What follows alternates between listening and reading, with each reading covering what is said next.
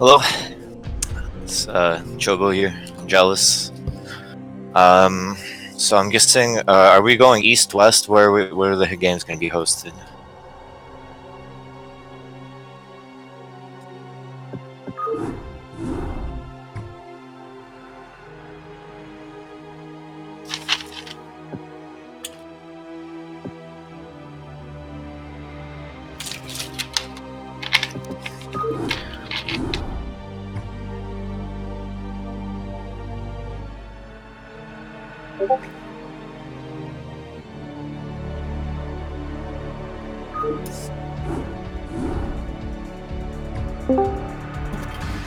Yo, Hello.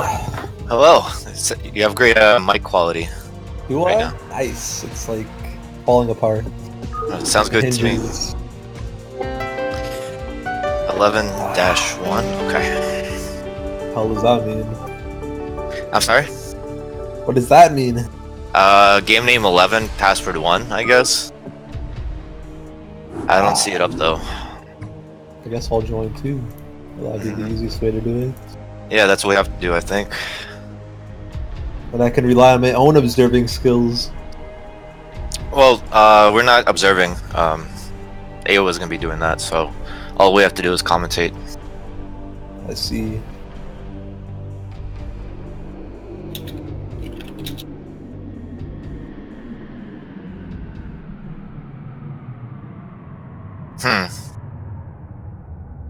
Seems like Awa didn't submit it on the calendar for some reason.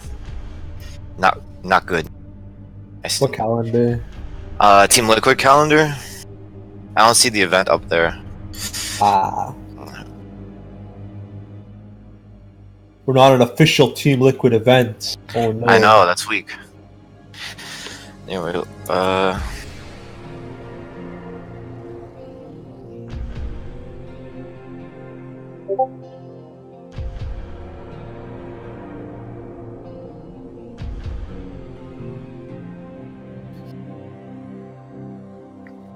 I know what matches they are. They're on the ReD Invitational forum page. yeah, there was 4 there. 4 different matches, but apparently only 2 matches got played.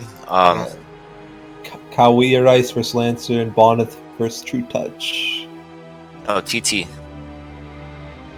TT is not True Touch. TT is the North American Protoss.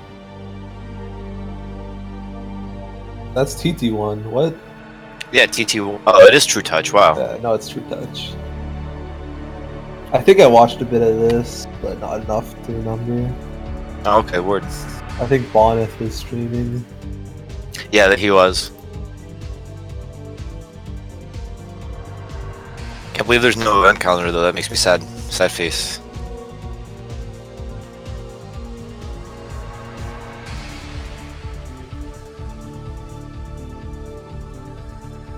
Yep, 2 minutes.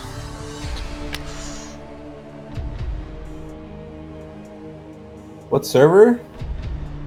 We're on West. Should I join the game? Yeah, of course, man. We're gonna be casting. Like he's the main streamer. Like we're gonna be looking. The stream's gonna be from his perspective, but we'll be following in the replay. Yeah.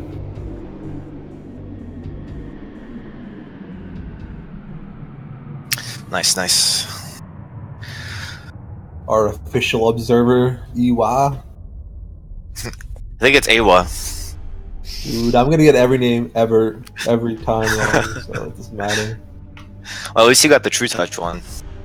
Yeah, only Although because I heard someone say his name on our stream. That's the only reason I got it right. No, I never heard of him being referred to as TT though. That got me confused for a second, but Maybe we should practice these names, man. KawaiiRice, is that right? it's Kawaii. Kawaii, yeah, that's all. KawaiiRice. Yeah, the other 2 are easy though. Yeah.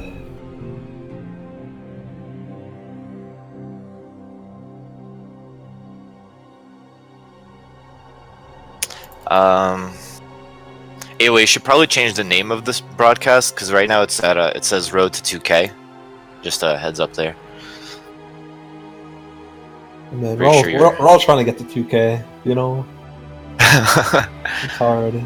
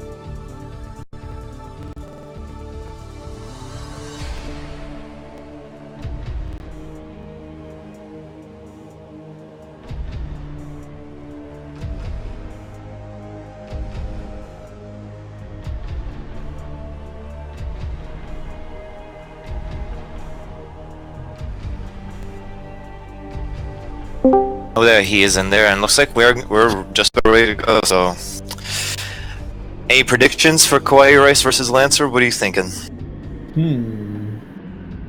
I've seen Lancer like I don't know. I remember like a few months back he was like a top streamer when I started getting back into it, but I haven't seen him much lately, so he might be out of shape. I think KawaiiRice takes it.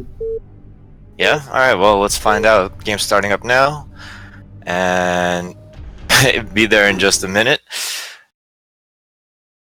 Thunder. Oh. Okay, in the bottom right, we have the ReD Protoss LancerX. Damn, it's pretty laggy. It's actually a little bad. And in the middle left, we have the blue Terran KawaiiRice. Hopefully the lag, it looks like the lag sorted itself out pretty nicely. It's not so bad anymore. So this map, of course, is Gold Rush, one of the new ASL maps. It looks like they had lag as well at the same time, so it's kind of it's probably fitting. in-game lag, not replay lag. That's what it was. Anyway, so this is, of course, Gold Rush. If Awa can bring up the full map view, I I believe he knows how to do that. You go to the diplomacy menu, and then you do reveal entire map. You can see that this map is it's kind of tricky. I feel like a lot of these pro maps that utilize a bunch of like really weird things, like this simulator wall with eggs in between. Now, what you can do here is you can use your probe to dance between the minerals. Like you send it to mine the mineral, and that way you can get an easy scout in through the back door of your opponent, which means a lot less hidden tactics are available, I think. We've seen it in recent games. We've seen Bisu really use this to maximum advantage to keep his probe scout alive. So I saw Larva do a proxy hatchery today. That AS yeah, on this map. So is this map. Yeah, you can do some nifty things with workers. Okay, so far it looks like Kawhi looks like he was thinking about walling off, kind of, but maybe it doesn't seem like he's actually going to go for it. There's actually kind of a strange, what's called layout, I think. Yeah, I'm not sure if I'm not going to be used to. I'm sorry. It's probably a map he's not used to walling off. He wasn't too sure what it is.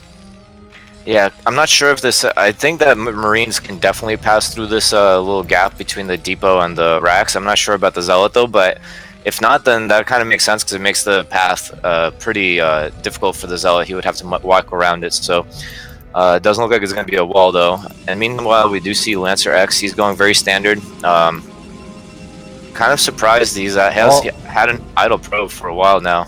The Terran player is doing the fancy fucking scout in there. Pardon my language. He's going around the map. I've never actually seen this. I don't think I've seen too many games on this map. Oh, and looks like Kawhi actually missed the mineral grab. He got blocked off over there. But he's going to get it this time. He's going to be glitching through those eggs. And Lancer, in the meantime, he finally started mining his gas. He put a pylon up towards the top of his base. So he's going to be aware of anything coming through that side. Meanwhile, Kawhi is going to realize that that is not where Lancer is located. So he's going to keep going in that circular fashion to the backside of Lancer's base. A little too fancy, if you ask me, but probably could have scouted both positions by now. Yeah, it's taking him a little bit of time, but this also guarantees that he makes it in there. Like a Zealot's not going to block the ramp against this. It's definitely good for scouting the second position, but the first position, I think you just go straight to it. Well, now it looks like there is going to be a little bit of a Zealot attack here. The probe is coming along as well for some added range, but this is actually now looking like a very decent Marine micro walling Are you sure formation. though? Zilot can't get through there? It kind of looks like I'm pretty sure, yeah.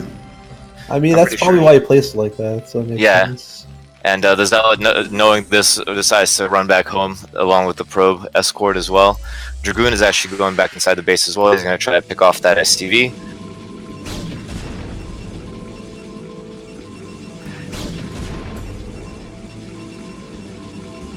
And it looks like we have a very standard range here, nothing too out of the ordinary right now. We're actually seeing a second gateway as well. A little bit of pressure goons. Yeah, and it looks like Kawhi might be going for a siege expand, so I feel like this is going to turn out favorable for him in this exchange. Siege expand generally pretty safe even against 2 gates, so it's going to be pretty hard for Lancer to try to punish this. And also, if you know, actually no, never mind. I was thinking that the gateway was blocked off, but that's just because of the edge of the UI, not the edge of the map actually. So it's going to be all good on that. And he is going to be sending out those 2 Dragoons right now, trying to be pressuring Kawaii's front door. I wonder if he'll try for some cheeky stuff where he attacks the simulators. Is there one assimilator or is there more behind it, like in other maps? Ooh, I don't know about that actually, but I think it would make sense for there to be only one, because kind of, I guess, adds a tactical element to it that you don't... I believe the map was called Troy back in the day, where you could kill simulators and therefore like lock your opponents in, or use that to defend your bases as well, creating kind of like a semi-island situation. But I haven't seen that being used too much. Dragoons are coming up the ramp. They're going to try to delay this move out, and it looks like it isn't siege expand actually. It looks like it's just a regular FD. Not very aggressive. It is going to lose 2 Marines, one of them very low on health. But he does manage just to establish his natural and lay the mines down, thereby deflecting any aggression for now. And we're seeing a robotics facility and observatory. No Nexus in sight yet. So I think that you might be right. Maybe we will be seeing an elevator of some sort, or at least added pressure in the coming minutes from the Terran player. I mean, Protoss player. Yeah, you don't see this build too much, so you gotta think of something. Yeah, it's definitely very old school. Based on where he's moving his Dragoons around, it looks like I can't actually tell what he's doing right now. He's kind of walking around. I think he's trying to attack the simulator, but he doesn't know where it is. I don't know. Like I said, I doubt either player has played this map much. Yeah, it's really definitely not very popular common. with right now, but that's about it. Lancer, I feel like his mechanics are uncharacteristically weak right now. He is leaving idle probes everywhere. And by the way, we noticed that KawaiiRice is sending the SCV through the minerals again. He's going to be coming around the back to check out exactly what Lancer is doing. And so that's good use of the map there by Kawhi. That's the timing to do it. You get a full view of all his tech, his expand timing. And it looks like Lancer was thinking of doing the same thing, but his probe's kind of running around, not being able to make it over there. Yeah, but if you scout a Terran, it's like not even a big deal. You kind of know what he has anyway half the time. Yeah, he knows that it was FD. I think really the only thing he needs to do now is get a look at that factory count. I don't think he sent the obs in there. He's actually going to pressure with this instead. Let's see how quick Kawaii's reaction is. He needs to be quick on this. Yeah, I think this is a fair amount of Dragoons. Is there no siege mode yet? Because that could be actually fatal for him right now. I don't think he has siege mode. No, yeah, he would have definitely sieged up. Micros really well. Yeah, Lancer doing a great job with the micro, picking off mines, picking off units as well. Pulled that Dragoon back to keep it safe from the mine, but it doesn't matter because he's continuing to pick them off, and now he's shooting uphill at this tank. This tank is most likely going to go down. Almost nothing to stop these Dragoons, but the SCVs try to run up. And now they're trying to. I mean, SCVs are really good, but I don't think they're good enough to take out six Dragoons. Yeah, this is just greedy from KawaiiRice. No siege mode. Yeah, that's a GG right there. Makes a lot of sense. I mean, it was pretty much over, especially the no siege mode, as you said, was definitely a greedy option. He already had 3 factories. I feel like he could have afforded to get siege mode first, but he instead opted to go for the vulture speed first. I think he was going to try to do some more harass-oriented play, but it didn't work out for him. And I got booted off of BattleNet, so I'm going to be right there in a second. You were watching the in-game replay, right? Not the stream? Yeah. Yeah, okay. I felt like I was a bit delayed, that's probably why. But I'll watch the same as you. Wait, why are you watching the stream? I don't know, dude. Learning. You're like the second person I've heard of doing that, and don't do that. It makes no sense, dude. Just you can be on point with me. So it looks like the next map that we're going to is Fighting Spirit, and we have LancerX being up 1-0 with that Dragoon pressure. Best out of 3, I assume, or is it more? I'm actually not sure. Well, I guess we'll find out. I think I'm not sure if it was best out of 3 or best out of 5, but we'll find out soon. So going into this, I mean, recently there have been allegations that this map favors Terran over Protoss and Zerg. So we'll see if KawaiiRice can capitalize on the map's features here. I mean, that last game, it was almost gifted to him, and KawaiiRice, he should have been aware of the fact that it was 2-gate. He had the STV scout in the main base. This is more of a KawaiiRice map, though. Macro map. Probably won't forget Siege this time, and have to be in a better spot. Yeah, and so spawning in the top left is KawaiiRice, the brown Terran. And his opponent, LancerX, is spawning on the bottom left. And I kind of really dislike this position as Protoss when you spawn counterclockwise from the Terran, because you can't take your near third, you can't take your real safe third, because that's obviously a prime target for Terran pushes. And Terran can actually take that base as they push towards you. So this is kind of a not the ideal situation for LancerX, I feel like. You don't think it's safe to take the bottom mid base? Bottom mid, yeah, that would probably be the better option, but obviously as a result you have 2 ramps to worry about now. And Terran, if they contain you, to contain at your natural, they can very easily just send 1 or 2 siege tanks to punish that base as well. So it's gonna be interesting to see where Lancer decides to take his 3rd base if we get to that point in the game. He might opt to go for the other main. Some Protosses do that just to start getting their gateway count up, get that automatic flank situation going. So it's gonna be interesting to see how that turns out. And Kawhi placing down that depot so that more south than I've seen normally people place it, but I suspect that he's going to place the barracks to the left, factory to the right, create that broad yeah, a little place for Marine to juke into. Yeah, creates 2 little lines on the left of the depot, on the right of the depot, that Marines can cross, but Zealots cannot. And both players seem to be going pretty standard so far. We are going to see the gas from the Terran, looks like, in just a second, and yep, so we're seeing very standard openings from both players once again. Yeah, I wonder what Lancer's going to open with here. I mean, his 2-gate worked, but I feel like he shouldn't be result-orientated there. It didn't... I don't know. I don't think he should do the same build. No, absolutely not. I think it's a lot easier to defend on this map, I feel, as well, than it was on Gold Rush. So I feel like aggressive options are much less common out of Protoss and PvT on this map, unless he goes for something for like a really all-in build here. I expect like 1-gate Goon or some sort of a really cheesy build. Yeah, I guess the typical suspects are 21 Nexus or 3 Dragoons into, I think it's 28 Nexus. Those are the most common builds that you see pro gamers doing on this map. But the other thing about Lancer going 2-gate, I feel like it's also really safe to go 2-gate ops. It makes you behind economically, but at least you don't die to anything early on, and you can punish a badly executed FD as well. So we'll see if he has that 2nd gateway sometime soon. I believe the normal timing would be at 21 supply for him to add the 2nd gateway, so there's still a little bit of time for us to find out, see where he's going with that. Moment of truth, as you say.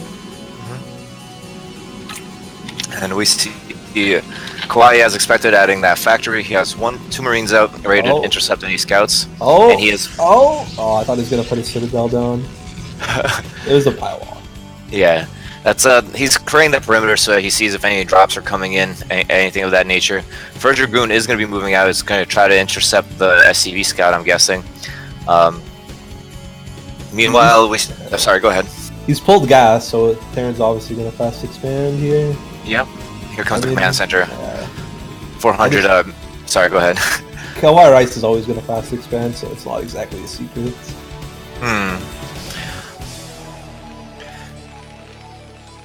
Yeah, he put a SCV at the front. He's expecting that Zealot, the same one that he saw from the last game, but that's not going to be the choice here from Lancer. Lancer's going to go for a Nexus of his own, and behind 2 Dragoons, so it's kind of it's a little bit greedier than the 3 Dragoon, potentially a little bit safer than the 21 Nexus as well.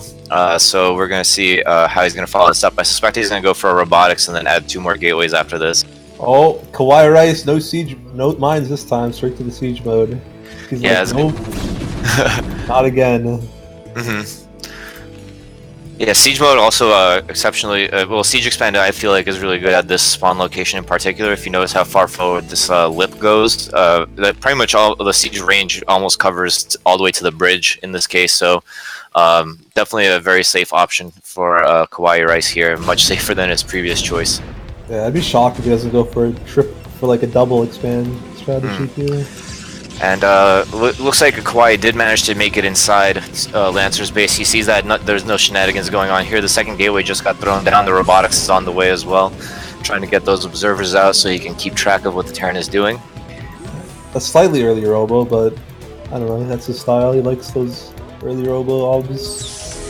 Yeah, I definitely agree with it. I feel like robotics should come immediately after the first Nexus, because like I said, you need those observers, and then you can start adding the gateways after that. Sometimes what happens is if you don't get the obs on time, you kind of get like soft contained by mines, so you can't go out on the map and punish whatever the Terran's doing. So, and you're also unaware of what the factory count is as well, so you can get punished by a quick push. Sometimes a lot of Terrans do is they add 2 factories and push right after their fast expand. And then sometimes they can also just take a third command center off of one factory as well. So it's definitely important to have that observer out. Yeah, and it's really good against FD. So I get his logic of why he did it. He got FD last game. Makes sense. So we are seeing that second factory being thrown down. No engineering bay yet because he did get that SCV scout in, and he knows that there's no. He suspects that there's no Reaver coming his way. He knows that DTs are definitely a long way away as well. So I like this choice from him. Now he's throwing down the engineering bay. He allowed himself to delay it a little bit. And, I love playing Terrans like that. It's like go DTs every game. Cool. But yeah, I guess you get a good scout off. Let's see. So it looks like Lancer is establishing himself outside the natural of KawaiiRice. He's going to try to prevent any vultures from coming out. He's going to keep tabs on the army movements of KawaiiRice by being out here. What I often see Protoss players do is they also send one Dragoon to where the third is. That way it prevents any vultures from sneaking out that way. Because that's a very disappointing thing that happens sometimes. He's like, you think you've sealed all the holes and then the vultures wrap around through their third. And then you end up with a dead mineral line of popped probes. Yeah, no one likes losing shit to vultures. Fucking OP. OP unit, man. And we are seeing the probe making its way down to the 6 o'clock base. It does look like that's where he's going to be choosing to get his third base. Now the Ops is coming into the natural of Kauai as well. He sees that there's no mines, nothing like that there. He's going to probably go check on the factory count now. And we are seeing that the second command center being built, or technically the third. So yeah, it's pretty much as you predicted. KawaiiRice going for that standard macro. Yeah, he's kind of a predictable player in the sense that he always tries to outmacro his opponent. And it looks like the Marines are continuing to chase the observer, but there's no scan yet available to him, so it's going to be a while before they can snipe this OBS. Just kept it scared, I guess. You also see vultures being pumped from both bases. Looks like he's gonna probably want to use them to help himself establish that third base, because sometimes Protoss will be really annoying and keep their Dragoons on the high ground there, prevent the command center from landing. Here comes the Reaver harass. There's turrets.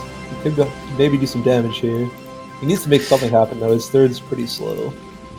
Yeah, the other thing that the Reaver is good at, as well as preventing the Tyrant from moving out at all, but I don't think that's an option here for KawaiiRice. I'm not really, I don't think I agree with this choice from LancerX to go for this Reaver, but he's definitely a better player than I am, so maybe he knows something that I don't.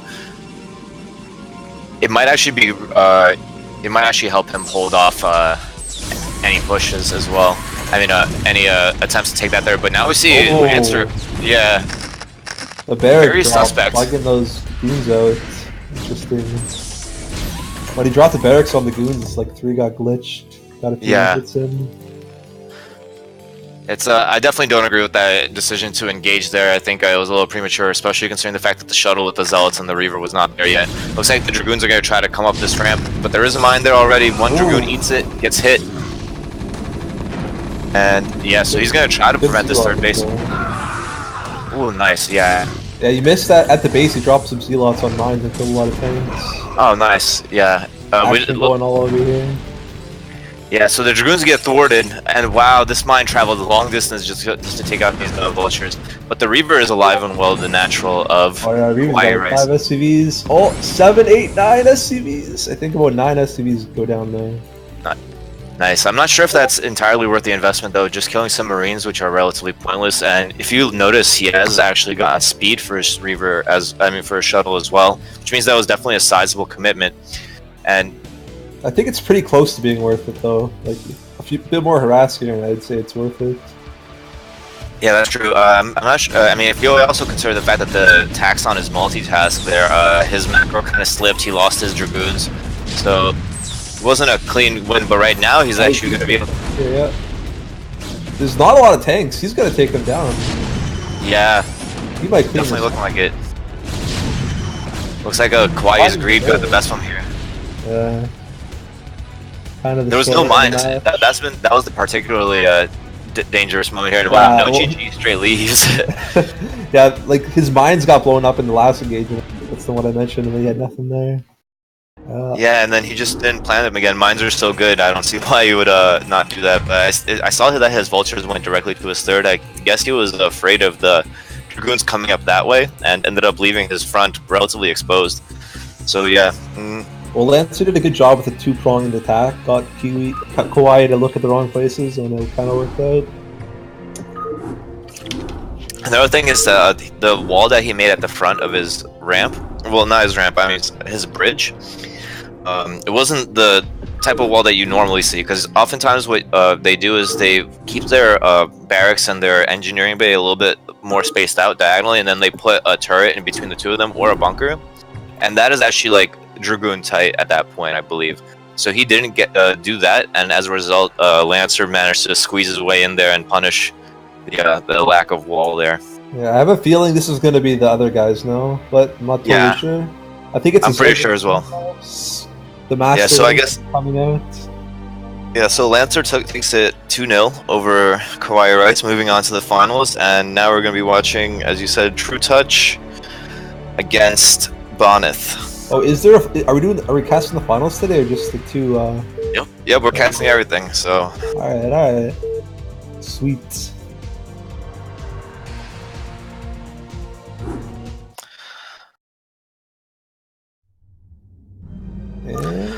Okay, and in the bottom right we have the blue Protoss, red Bonith.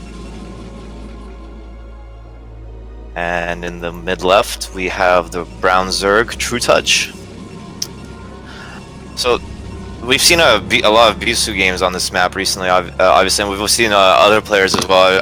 I love Bisu, so I'm sorry that I focus on it, but there have been a lot of PvZs on this map, so typically, I don't feel like they differ too much from what we regularly see in PvZ, but again, it's the fact that the probe can scout so aggressively against Zerg on this map that I feel like it benefits Protoss a little bit more than the Zerg. Well, yeah, Zerg has hacks, the overlords, they're good. But the probe with another entrance, yes please. Yeah, because as the Protoss can choose to delay their Corsair then, because if they see that there's no Spire coming up and they can get the scout off with the probe, then you might not even have to go for a Corsair, because the first Corsair often is used just to gather information. So it's possible that we might see some Zealot heavy aggressive builds. We saw Bisu use those to greater. But the other thing that I feel like, in general, 3-player maps do favor Zerg in the long run, because of the fact that when they take the other main, it makes it a little bit difficult for Protoss to match the base count of the Zerg, which it generally wants to do. So I feel like the longer this game goes, maybe the more benefit is to True Touch as opposed to Bonith. Yeah. From what I see to Bonith, he likes kind of like tricky, more low econ styles. Not that he can't play high econ, but he likes one gates, kind of things like that. So I think this is a one gate opening here. Yeah, he's opening gate forward. This has become very standard during the past year or two. We're going to see a little bit of Zealot harassment here. Meanwhile, we see that True Touch looks like he went for overpool, I believe.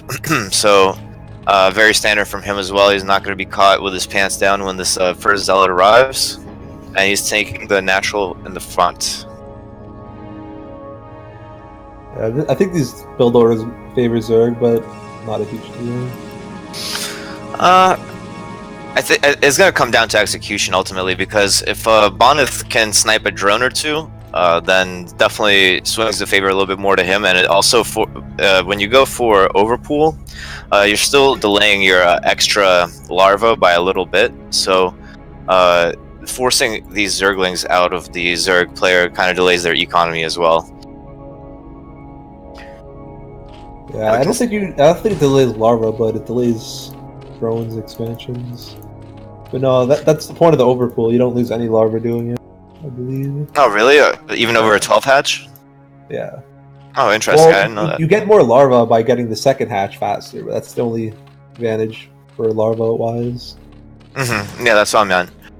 It looks like using the probe, he found out that there were a sizable amount of lings being made, so as a result, he chooses not to be aggressive with his Zealots. And we see this is what I was talking about earlier. This probe is now relatively safe from all potential harassment. He's actually trying to bait out the drone, I think, prevent that third hatch from coming down here. And Bonus playing it right. Like, I see a lot of Protosses just send their Zerglings, I mean, there's Elots even into a 9 pool and just be like, I'm Bishu, but it never works out. If you see a 9 pool, fucking defend.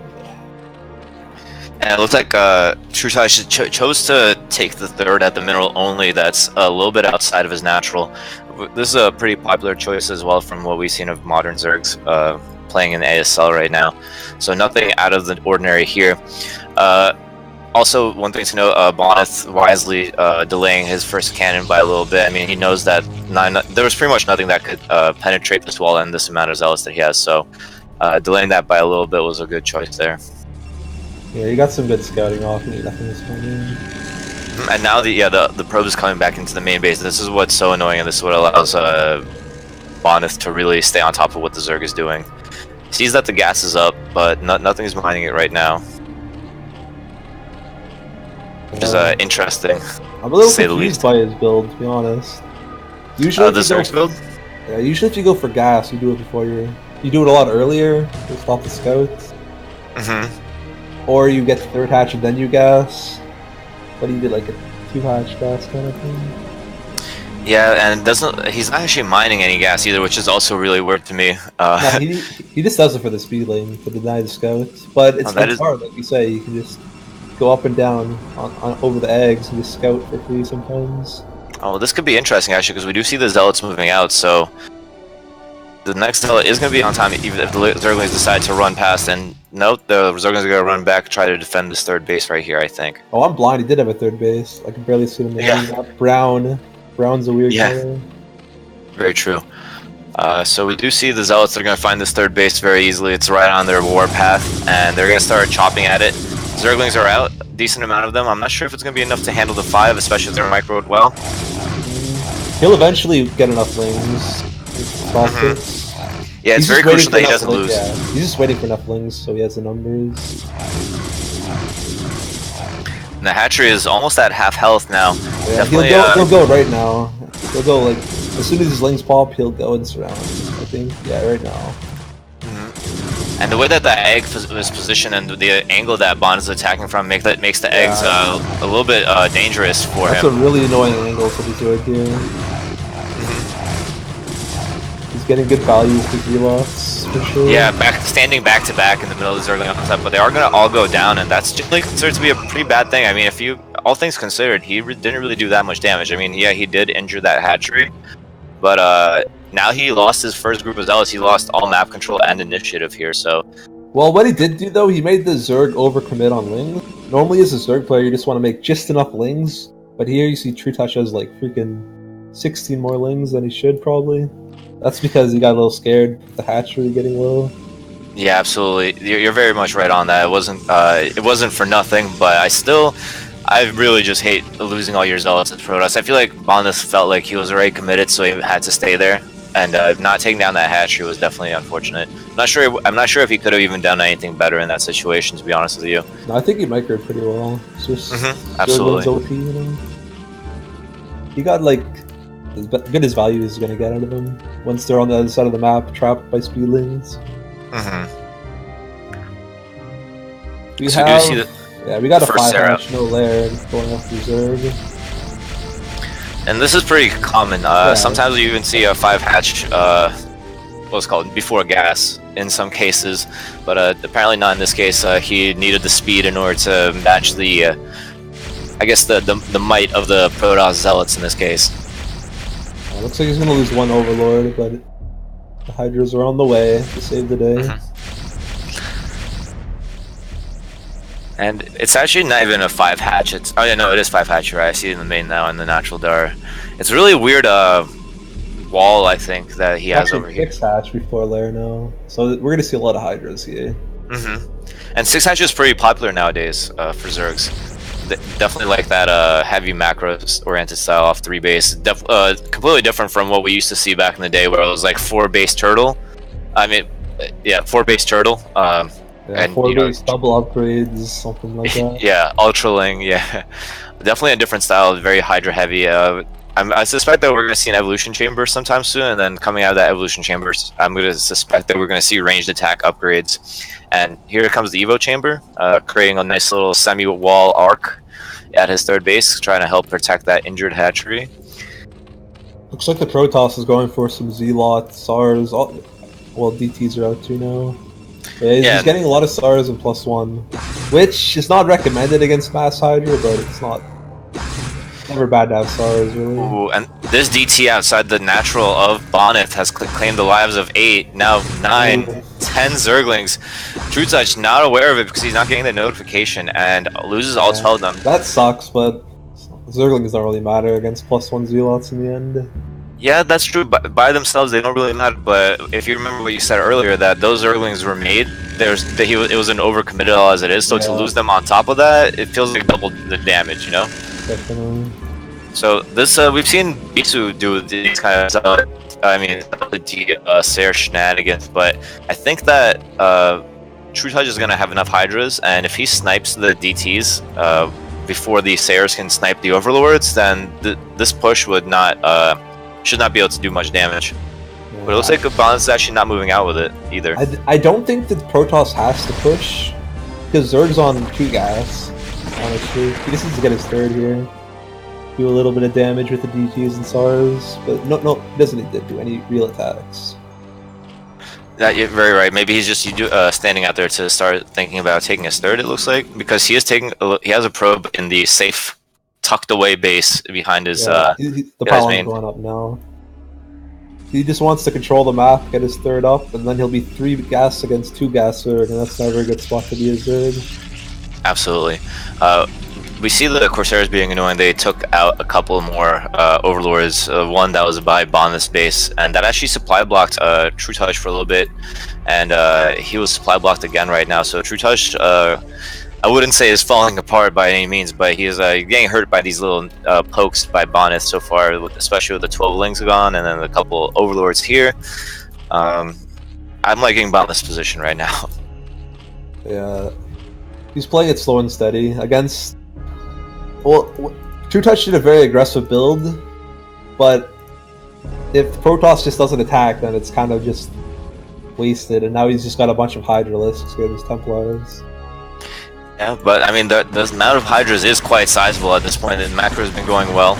And at the same time, I don't see, like, Bonneth's army is actually quite small. I mean, he's only on 4 gate, which is not exactly abnormal at this point, but I don't think he can really go in an open battle against this quantity of Hydras. He's going to need to play a little bit more defensively for a while, I think. Yeah, he's still on 4 gate. He's 5 gate, actually. Yeah. Well, yeah, I always forget about the one naturally, even when I play. I stopped macroing off of that one, like, after the first Zealots, I think. So it looks like the Hydra's going to be trying to exert some map control here. One High Templar is at the front of the pack right now, so a little bit might be prone to getting sniped right now. It is actually going to move right ahead, and here it is. Is it going to get sniped? Needs to cast the Storm, gets the Storm off. But no Hydra's lost. Okay, never mind. Commentator's curse, we got 1 Hydra lost, a couple of them injured, but... We have Bonneth going for goon range here, so I expect probably some goons. I really hate goons in this matchup. Yeah, goons are very good. Player, I mean, yeah. And I mean, this also would flow in not logically, because sometimes Zergs will opt to go for lurkers after this, especially but he's the got fact 2 that... gas, so he's not gonna have many, and the goons could probably clean that up. Yeah, and one thing I want to note is that I don't think that he's used his evolution chamber since he got it, really. I mean, he has the +1 range, but he hasn't been getting anything else after that, which is kind of weird. But he has been doing a good job of picking off these cannons, forcing Bonneth to keep adding them. He also didn't get any armor for his Zergling, so he's gonna have a hard time switching to any Zergling armor. Yeah, generally that's what happens. So you get range because if you intend to stay on Hydra lurk for quite some time. Yeah, definitely. But you usually get a second EO chamber after. It must be the fact that he's still on 2 gas that's really hurting him here. Yeah. But this pressure is still mounting. I mean, he's still doing some damage. Some Zealots are dying. Dragoons are out now, but before range, they're not gonna be able to do much. And there's only one Storm now remaining for the Protoss. So if this bust goes any further, I feel like this might be a dangerous position for Bonneth. 1 Templar is about 2 Storms, so I think he'll hold, but it's gonna be close. Oh no, there's only 1 Storm on that Templar. Yeah. See, my Protoss map is not on fire. And wow, I mean, at the same time, you have to consider the fact that the army was dying this whole time as well. So now it's just Hydra's running rampant. There's no wall in sight, no cannons left. Probes are going to try to clean this up, and I feel like True Touch might just brute force this at this point. He is on 9 gates now, so if he stops this, oh, that's a lot of Hydras though. Yeah. He needs Amazing Storms here. If he gets some Amazing Storms, the Zealots will flow in, but... Oh my god, these two Templar are at 70 energy. There's no... It might not get enough time, and this Templar goes down. Another Templar goes down. This one's at 73, goes down. Oh my goodness, this is so brutal right now. Just watch this. And yeah, the Zealots are not going to be out in time, I'm afraid. They will, but... Does he have Lurkers? I would love to see him Lurker the... Yeah, Lurker up the ramp. No, I don't think so. As again, probably the byproduct of the lack of gas. Sniping this Nexus would be a good pickup for him, though. I feel like that would definitely give him an advantage. Yeah, he doesn't want to rush it because he has the huge advantage. It's going to go down eventually. No reason to rush. Oh no! Yeah, the Nexus goes down, and suddenly Bonus is back down to 2 base, and he lost a lot of probes in that as well. You can't forget that. So now his economy has gone down as well as True Touch actually climbs in supply over Bonith. Bonith is running some DTs into his main. Maybe he'll snipe a lot of drones here. He needs to make something happen with these DTs. And yeah, absolutely. Yeah, the DT is on its way there. Has 14 kills already. This might be the 12th kill DT from earlier. Oh my god! Let's see. That's so many deaths. The dream. Yeah, let's see. Let's see True Touch's reaction on this. I mean, he didn't notice the Zerglings earlier. Maybe he'll notice the drones 18. going up. Oh, this is. Oh my god, there's the second DT. 30 kill DT. This is gonna be the 30 kill DT, guys. The dream. God, this could totally change the Actually, yes, this is like game changing because True Touch doesn't have much other than those 2 bases and Hydras. If he loses, yeah, and all the Hydras are away from the base as well. There's only 2 Hydras left here to defend against these 2 DTs, which is not going to go well. Oh all of these drones are now in jeopardy. At least pull them off, which is just. But at the same time, we see Hydras have made their way inside Bonda's base. They're up on the high ground now. Dragoons are coming out. Maybe not the best choice here. So many Hydras in here. I don't know if he's going to be able to hold. Oh yeah, I don't think he will. Both players really just kind of going all into each other right now, banking on their attacks to kill the other person or force him to leave first. The amount of probes now is really dwindling for Bonnet. He has a big bank. 50 kills on 2 DTs though. Wow. But wow, yeah, it may not be enough. That's impressive. And it keeps going. Oh my god, this DT has 20 now. He's got no Hydras. 7. He's just gonna keep going. 29, 30. Actually, if this he's keeps using going, the drones to fight. I'm gonna favor the Protoss because he's gonna have that hidden expansion with his defended with Reavers. He's already building a Robo in his expansion. Oh wow, yeah. I'm not sure if it's gonna be up in time though, because the Hydras are gonna be quite quick at taking out these eggs because of the sheer amount of them. If he has to find it though, I don't even know if it's started. He probably did. Oh my god, this DT has 33 kills. He's not really doing anything right now. He has the other DT attacking the hatchery and the natural.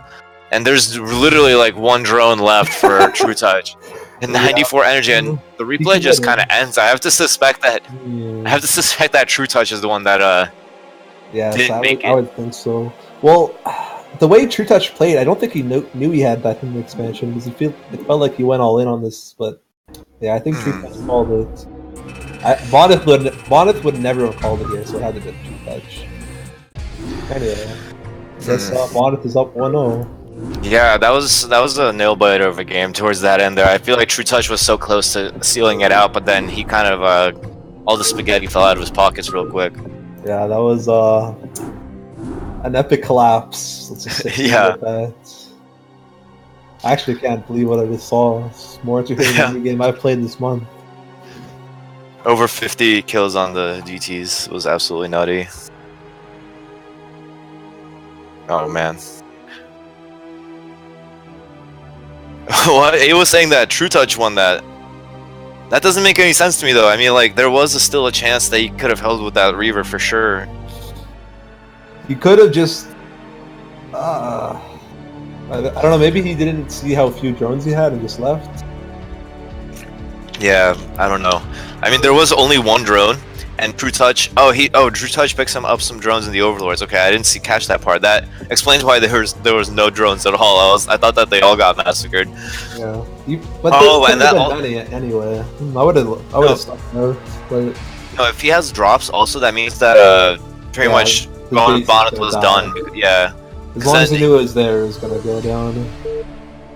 he had speed and drops, so it was a wrap. Yeah, makes sense then. I'm not sure if Bonnet knew that he had drop. Actually, he probably did. He probably saw the Overlord scooping them up, and that's why he decided to bail out. Well, anyway, moving into the second game of the series, we got Bonnet spawning up the top left as the Teal Protoss on Fighting Spirit. And True Touch is on the bottom left as the Orange Zerg.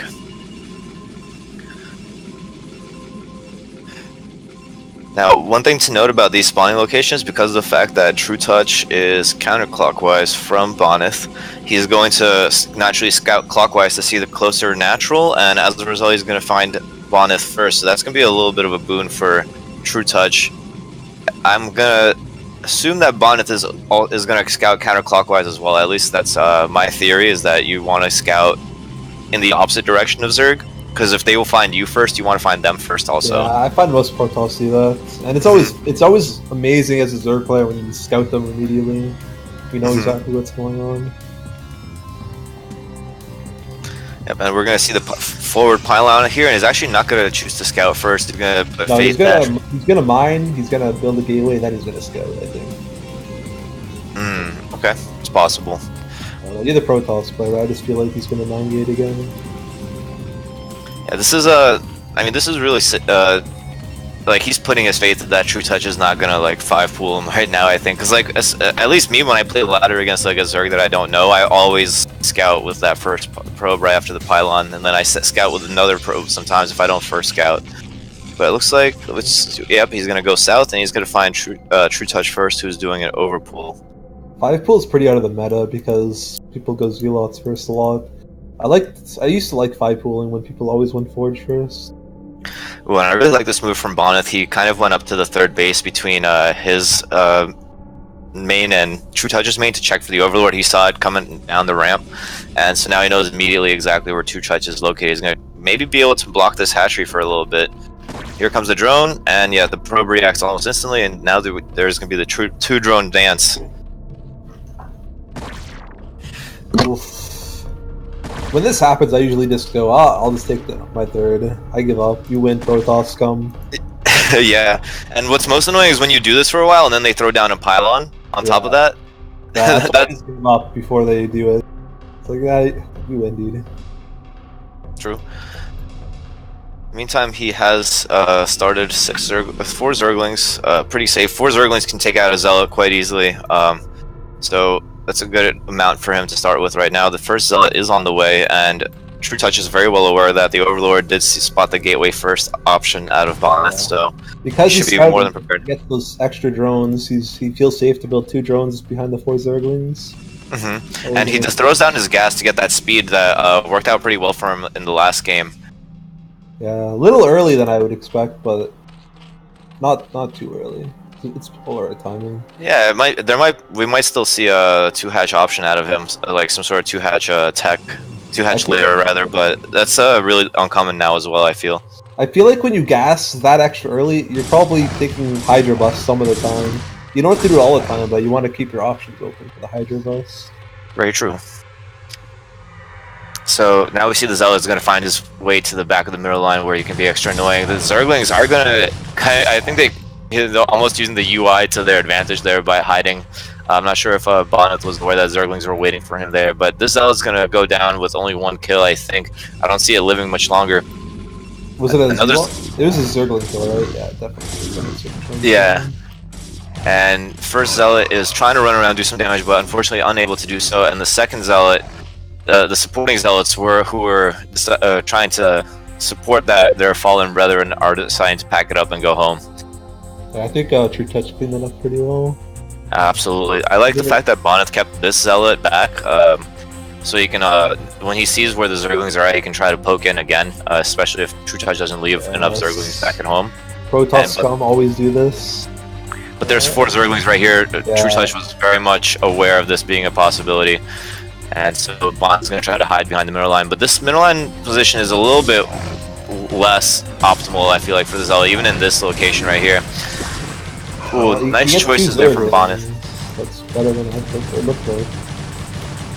Same time though, looks like Bonith is, I'm sorry, True Touch is moving into the natural of Bonith. He's gonna try to do a run by, gets one link through. That's definitely not enough to do much damage. I'm sorry, what'd you say? He gets a free scout and it'll be slightly annoying, but yeah, it won't do much. Yeah.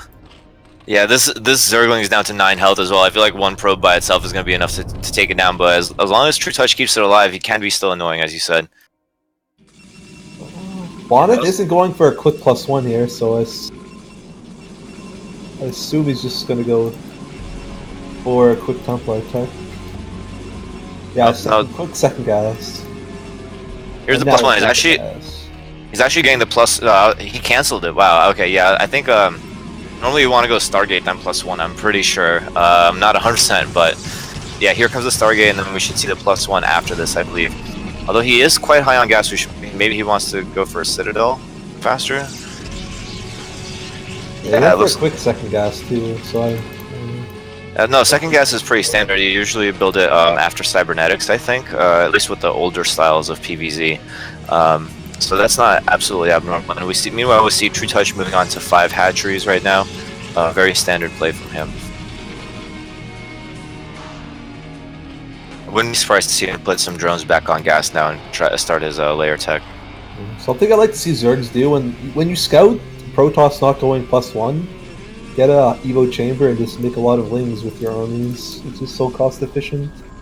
That's a good call there, but we do see that the +1 has started now. I think the Overlord must have caught that as well.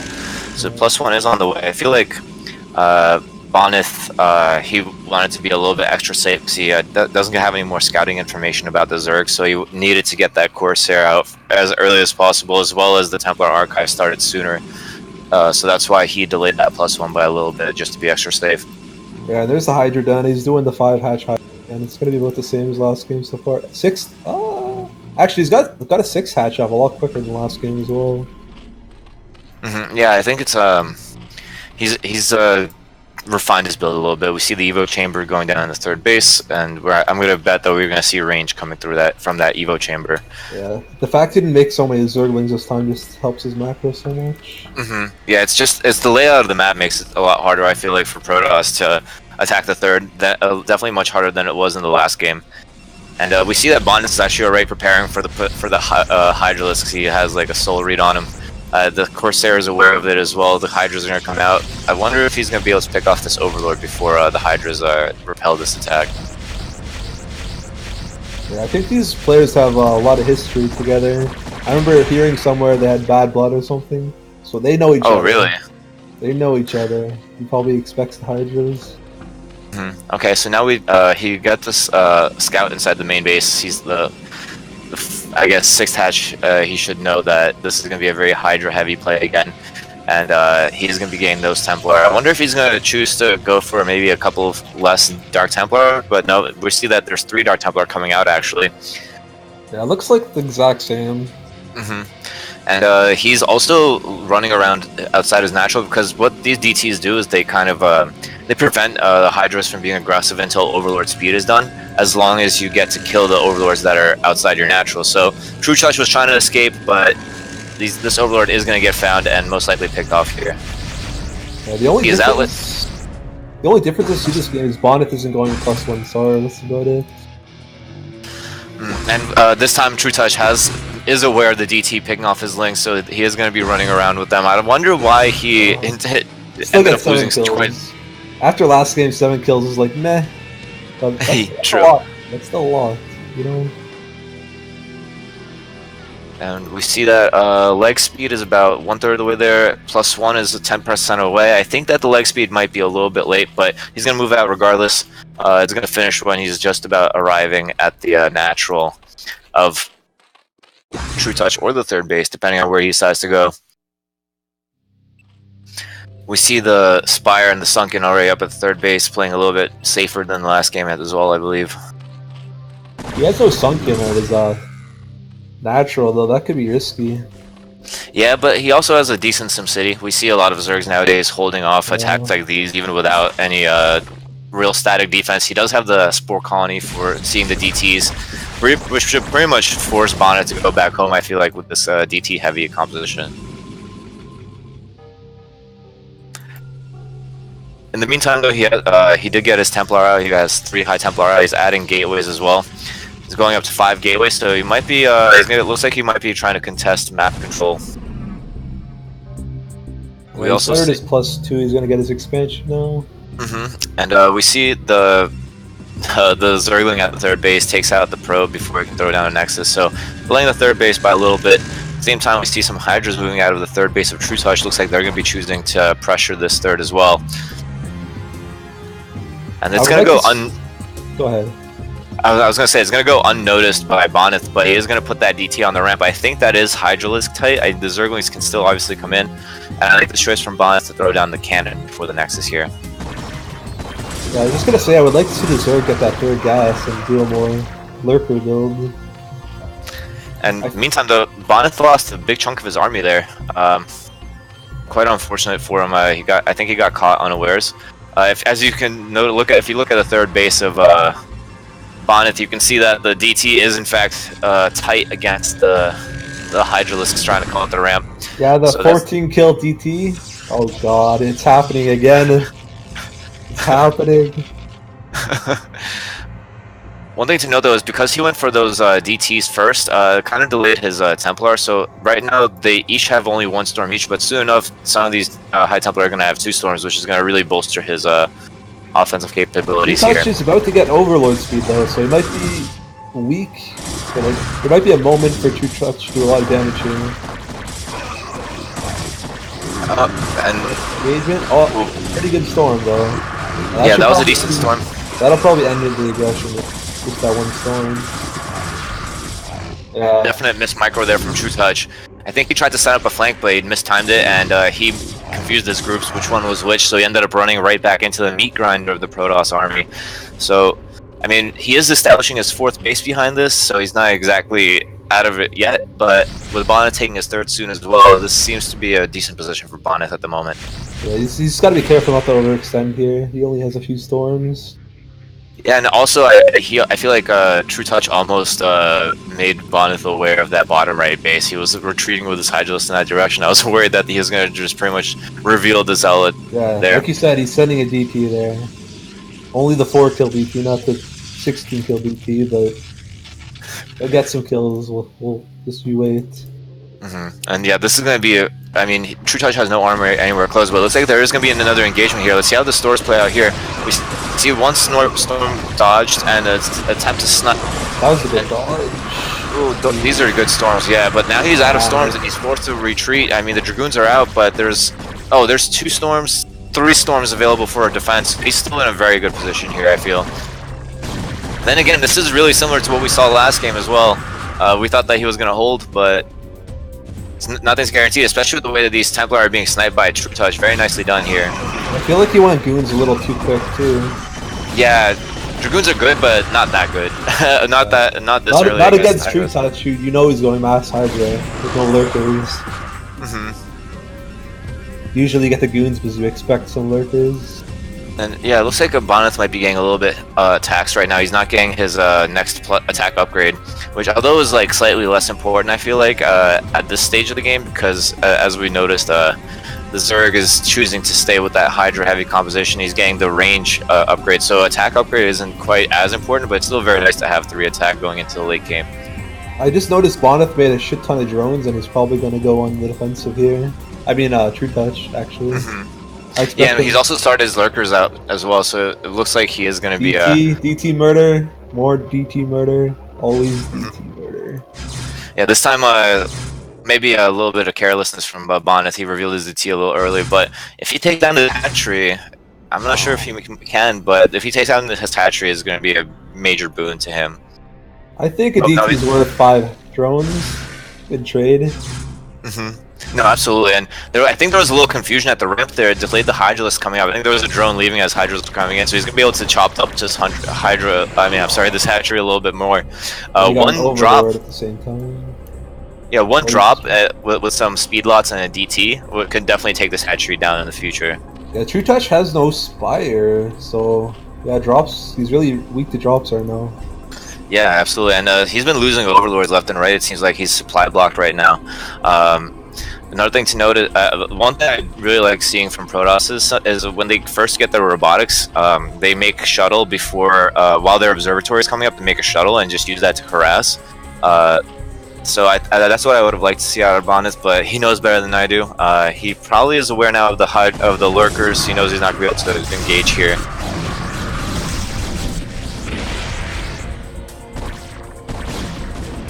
Both players have kind of stabilized 4 versus 3 base, kind of where the game ends up a lot of times. The fourth base of True Touch was kind of vulnerable for a little bit there. I feel like if Bonus had gone directly there instead of the natural, he could have made it there before these lurker eggs finish.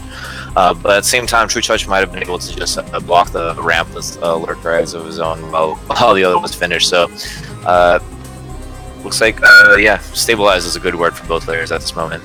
Is taking the main standard over the expansion? Usually I take the expansion first.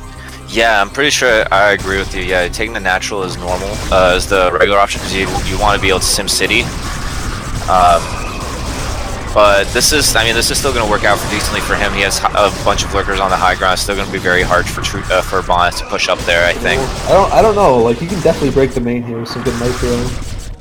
Yeah, he lost a lot of zealots in the first few volleys. So definitely unnecessary losses on Bonnet's side, but he does have a decent core of Dragoons still available to him, so maybe he might be able to bust through this right here. Usually this is where Protoss is the strongest before the Defilers come out, then they have a shit ton of Dragoons. And before Hive as well, because no cracklings to munch on those Dragoons and to soak up shots from them. Yeah, True Touch is going to have to make some magic here because he's running out of units. Yeah, he's a very small army actually, and this flank is a little bit too late, I feel. Well, I think this is going to be bad for True Touch. Oh yeah, this is very bad for him, man, indeed. Now the fourth base is completely exposed. The third base isn't very well defended either. I mean, it has 2 Sunkens, 1 Spore there. No lurkers at all on the map. I think there's only 1 lurker left on the map for True Touch here. Dragoons, man, I hate them. I hate them so much. No, Dragoons are very good. But this 1 lurker did manage to kill quite a few of them. I mean, I don't see Bonnet really supporting this army, but he is now sending a new batch of Zealots and DTs. Doing a pretty good job at dwindling the army down. If he starts slowing in some cracklings, +1's about to finish, and he just got a Hive, cracklings will destroy. One thing that's worrying though is this Hydra Den is down to 11 health. I really hope that Bonnet snipes it right now. Who cares? That's when you make the good things. But yeah, that would be a bit annoying. I think it would be very annoying at this point, because yeah, there it goes. Down goes the Hydra Den. It's going to be very Ling heavy from now on. We do see Crack is on the way, but it's not even close to being done. True Touch is managing to whittle down this army, but he still has sustained pretty heavy losses throughout this time. Actually, yeah, this is where it really sucks not having the armor upgrades earlier. There's he's still 2 hits for this weapon. I mean, Bonnet has not been upgrading as consistently, but with 3-1, he's definitely got the major advantage of the Zerglings here. Perfect timing, really, as the Zerglings come out. Alright, is this finally going to get cleaned up? I mean, we see Hydras and Zerglings coming out trying to support this, but more and more army from Bonnet is pouring into the natural of True Touch, and he's starting to lose drones. If he loses these hatcheries, his production is going to be slightly impacted as well. It's definitely looking grimmer and grimmer for True Touch at the moment. Yeah, it was Razor's Edge there for a while, but it's looking a bit worse now. Yeah, the +3 upgrades have definitely carried a lot of the way, and now that there's no lurkers out on the map, he can just supply with Zealots and DTs. He almost held, like, he did better there than I thought that it looked at. I really think that if he had brought that flank from the 4th base earlier, he would have had a better chance. What do you think he did wrong here? Do you think he overdroned for a little bit? Didn't have enough army left over? Slow Hive, honestly. I died to that attack a lot myself. I have problems with that Goon push.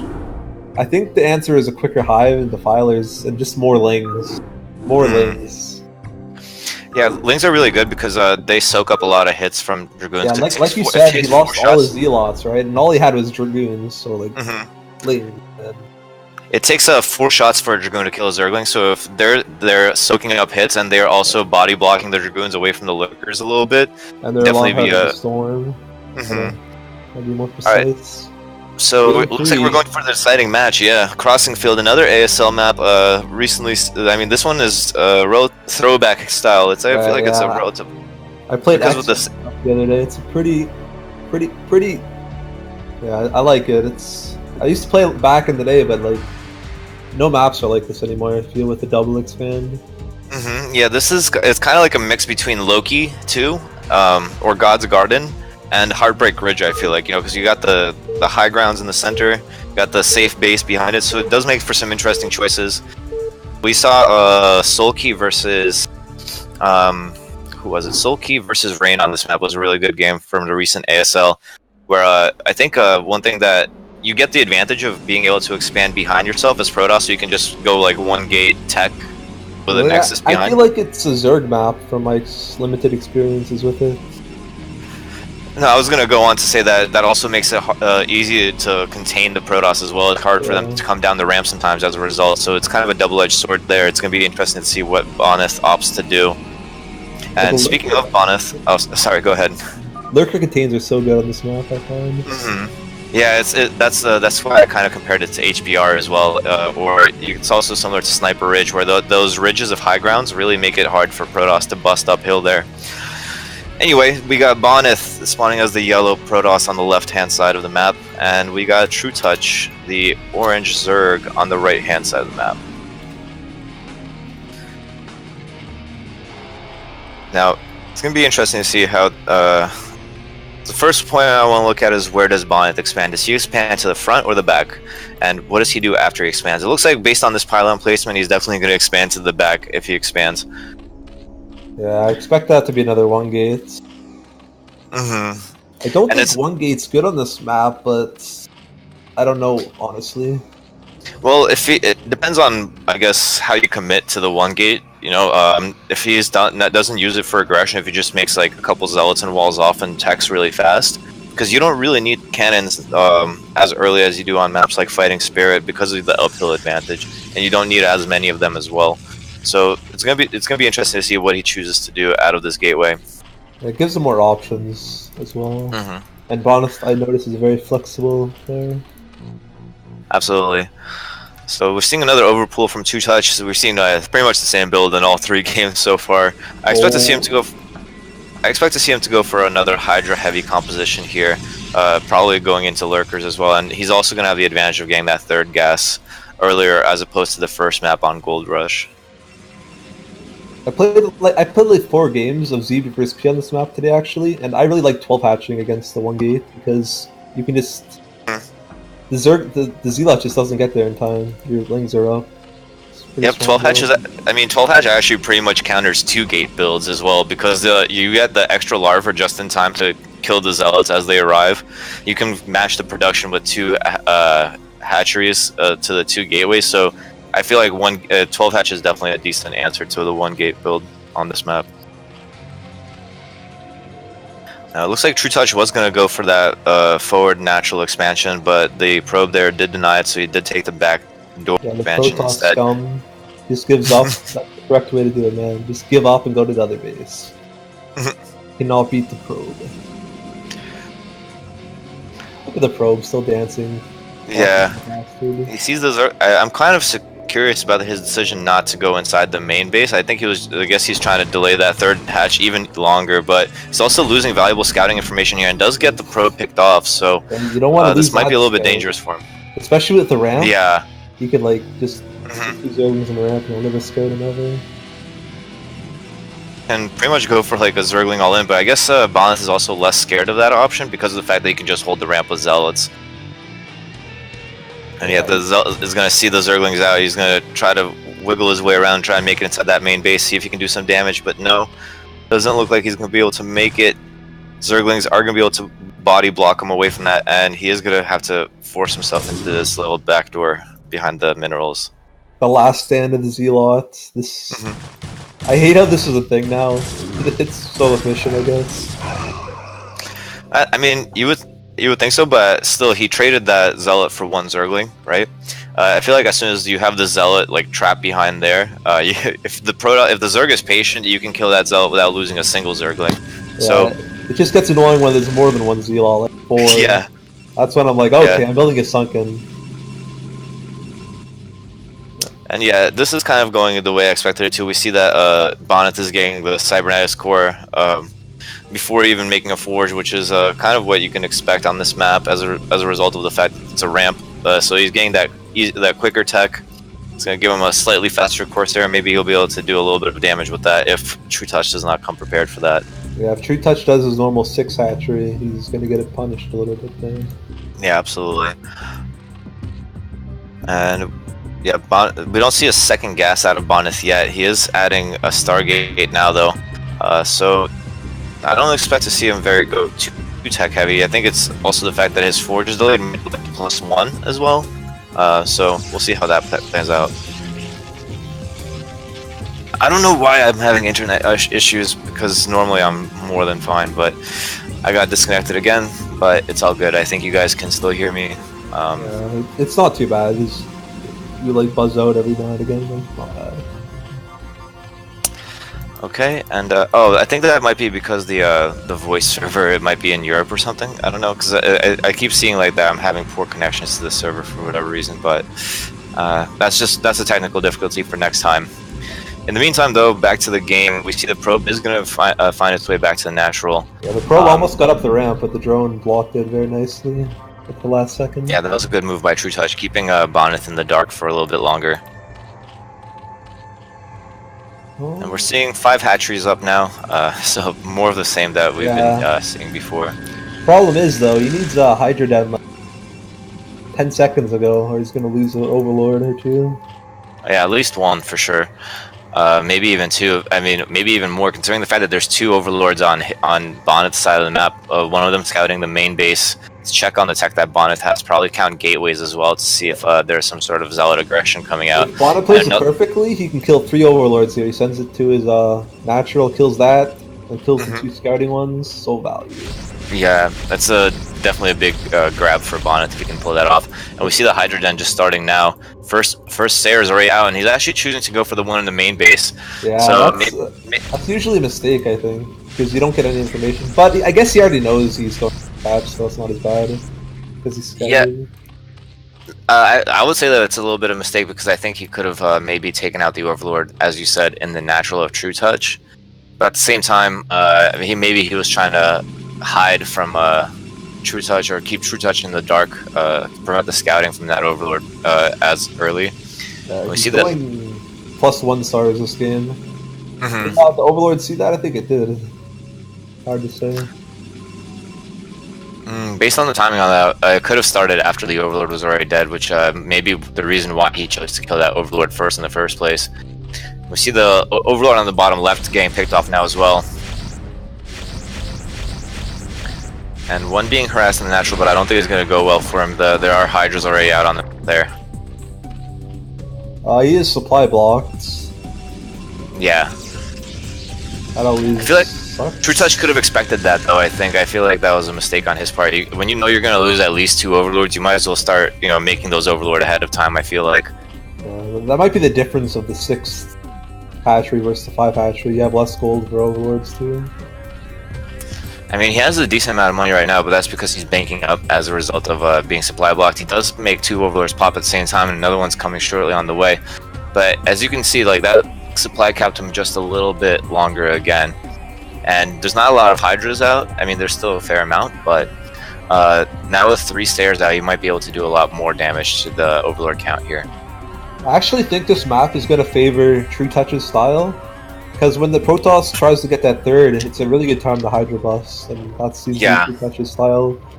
Absolutely, but he does have DTs out, and True Touch does not have a lair yet, so that's also true. He never gets lair, so I guess he. So yeah, that's going to slow down his ability to be aggressive against Bonnet's 3rd base. So that kind of gives Bonnet an opening, and we see that the probe is already out there. Looks like he's already going to be going for that 3rd base right away. And Zealot speed is just finishing. He keeps adding SARs +1. Yeah, we should see the Nexus coming up soon. It's actually really interesting because of the fact that he got the DTs and because of True Touch's late layer. He's actually going to be able to go for the Nexus before getting Storm. Actually, no, he went for Storm first, so he's playing a little bit safer than I expected. But I really feel like he could just go for the Nexus right now. I mean, he doesn't really have to wait that much longer. Yeah. Ooh. Wow, I can't believe that splash damage is actually that big of a range. Did you see how the first Overlord died because of the splash on the second Overlord? That's awful, dude. I'm sure that triggered you a little bit. But, supply blocked again, you know, Zerg life. yeah, it sucks for the Zerg at least. It sucks for True Touch. And yeah, it looks like he's making 3 Overlords now. You're just now starting. He's actually halfway through Overlord speed, so he shouldn't be losing them for too much longer. And it looks like Bonnet has stopped producing Sayers at the same time as well, probably trying to conserve on gas to increase his Templar count. Here's something we haven't seen True Touch build yet: Aspire. Whoa, he's changing it up. Yeah, and I mean, I feel like he kind of has to. Maybe he sees the +1 on the Sayers. He can't afford to keep losing Overlords at the rate. He needs some Scourge to whittle down the numbers of the Protoss Sayers. Same time, I mean, Moneth isn't really producing anymore, so I think it's more for the draw. We'll see how it plays. It's going to be timed really well to stop any drops. Yeah, very true. We see the robotics coming up for Bonnet right now. We'll see if he tries to get the shuttle first. We've seen Bisu utilize drop play very, very heavily on this map in PvZ. Another thing that I feel like I have to agree with you, the reason why this map kind of favors True Touch is that, first of all, it's harder for Protoss to get into a map split situation on this map, I feel, because the third, well, technically fourth bases are kind of relatively wide open. You know, there's big entrances to them, and there's also really big swaths of ground where it's just kind of open area where the Zergs can get a really good surround or engagement as well. So yeah, like look outside of the Protoss base. It's like a perfect conclave of high ground. Mm-hmm. You just put your units around there, and it's like a perfect place to contain. Yeah, there's a relatively small ramp at the top, a really big high ground in the middle that's very reminiscent of a Heartbreak Ridge or your what's called a Sniper Ridge. And then there's another, like, not that big ramp at the bottom. So I absolutely agree with you. If you can set up a couple lurkers on each high ground, then just migrate your Hydras behind it, depending on where Protoss is pressuring, you can keep Protoss locked down on 3 bases for quite some time.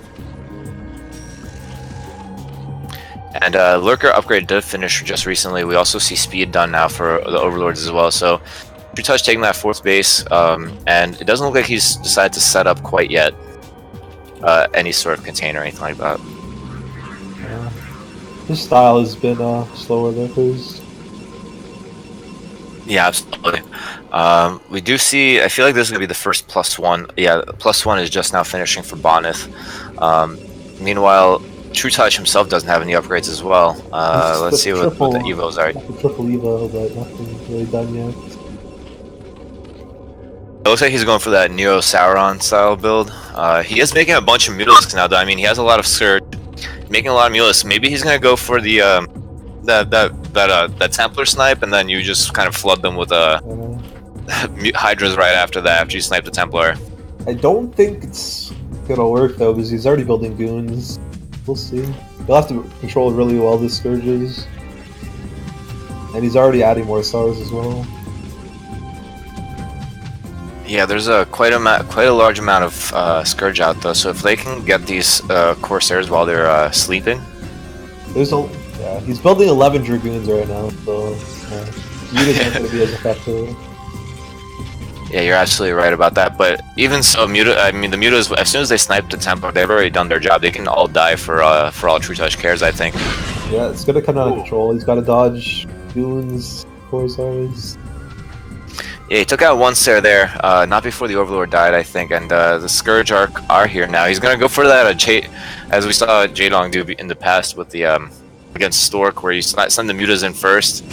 He can actually pull him back here. There's only one cannon. He's gonna need units. Oh, this is a bad plot, actually.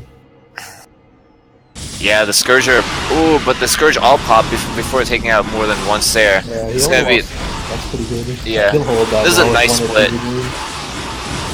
Nice split from True Touch here, and it looks like Boneth is going to opt to go for the aggressive, to be the aggressor now. There's not a lot of lurkers up, but I don't know if, yeah, he has obs already as well, so this is actually a pretty dangerous position for True Touch now. It's going to be very dynamic right now. But I don't think that's the right play. You should just target the Nexus down.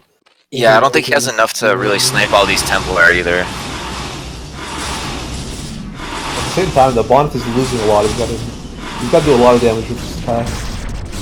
Absolutely. A lot of probes went down over there. He sent the Sares back. They're going to try to chase down these Mutalisks. Mutalisks are run away. But we got the 1 observer. Only 1 observer. Oh, just amazing control from Boneth there. Yeah, you couldn't lose that observer. But at the same time, he's also running a lot of his Zealots forward. He's down to a very low Zealot count. It's mostly Dragoons and Templar now. But it's going to be enough to hold it off now. We are seeing earlier lings this time from True Touch as well. So nice accommodation there from last game. I think he's going to hold this very well, actually. Oh, absolutely. There's so much Hydras. He's got to keep his army alive for the reinforcements. Yeah, but those are some good storms as well. I mean, the Hydra count has now been severely diminished. There's only 2 lurkers out on the map that I can see. The reinforcements are going to keep this push going. It's going to be tight. Yeah, they're not going to make it there in time, and losing all of your Templar, I mean, he managed to save 1, but that's still a tough spot to be in. He has 2 more coming up. They do have enough energy for Storm because of the energy upgrade, but...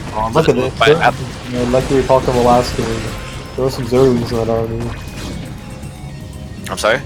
Like we were talking about last game, throw some Zerglings in that army, but it's so good value. That's what a lot of Zerg players forget to do. They just make Hydras and pick it up with the Zerglings. And yeah, we are seeing that triple evo. We're seeing the first armor upgrade is actually going to finish up soon, so maybe True Touch should hold off for just a minute before engaging any further. Looks like he's running away. 1+1, that's huge for Zerg. Maybe even upgrades. Yeah, and I mean, it's going to be another like half a minute or so before Bonus +2 finishes, so there's a little bit of a time where True Touch here can maybe really whittle down this army a lot. Kind of like last game though, he's just not setting his units in at the right time. He's setting them in at too few units at a time. No, but at the same time though, Boneth has again sacrificed all of his Zealots to like 1 or 2 lurkers there that were there, and now these Dragoons nice hold. And I mean, one thing that's missing really for True Touch right now is the Hive. I feel like he could have started it quite some time ago, I think, and that would have really given his Zerglings that little extra oomph.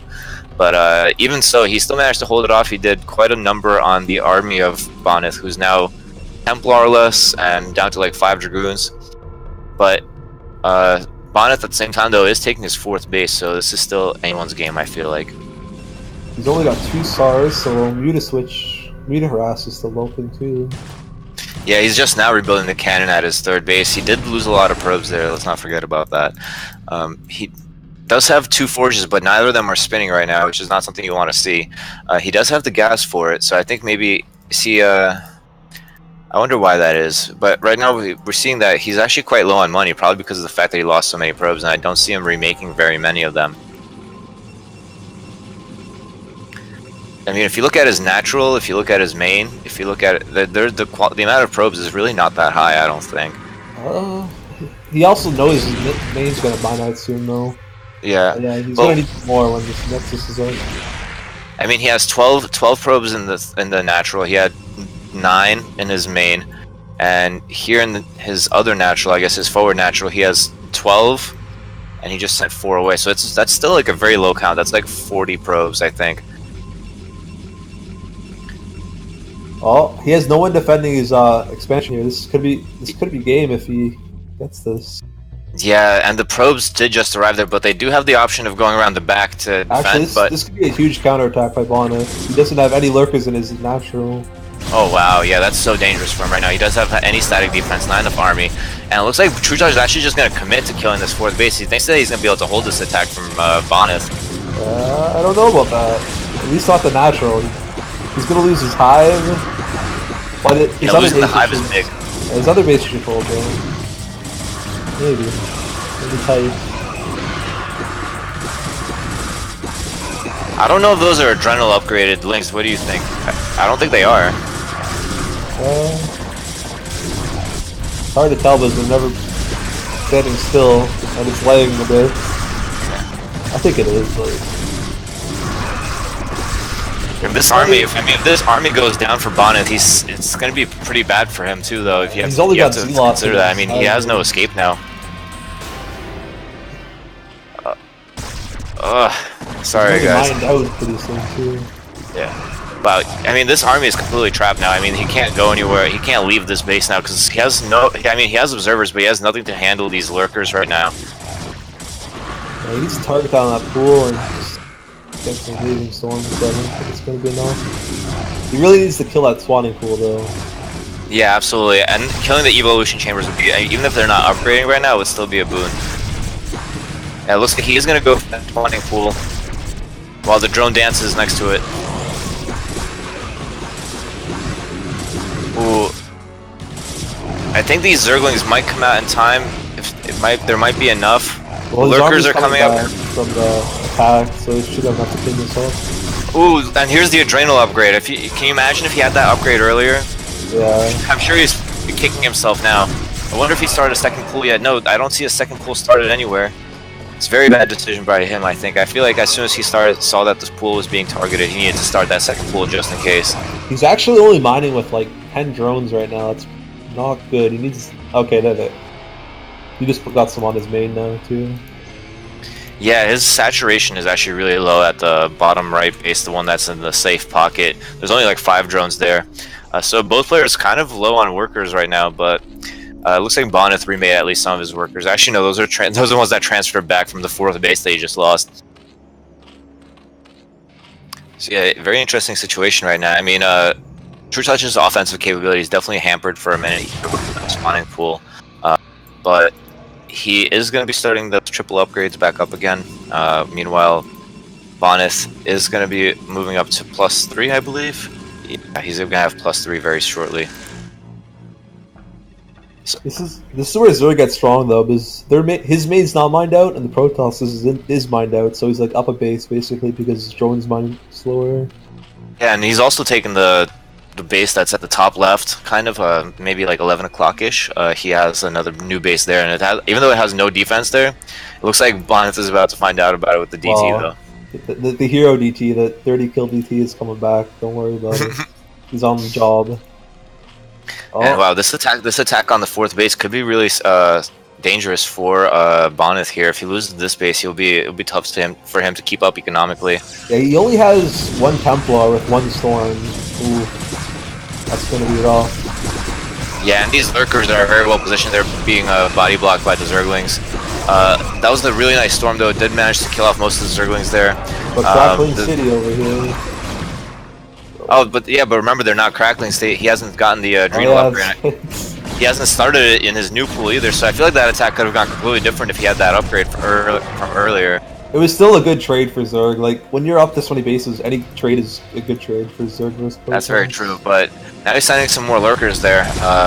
Let's see how much damage they can do. I mean, this is still very zealot heavy, and looks like Bonnet is aware of that. He tried to retreat with them. He's going to try to run in on top of these lurkers, but oh my god, so many zealots die right off the jump. Wow.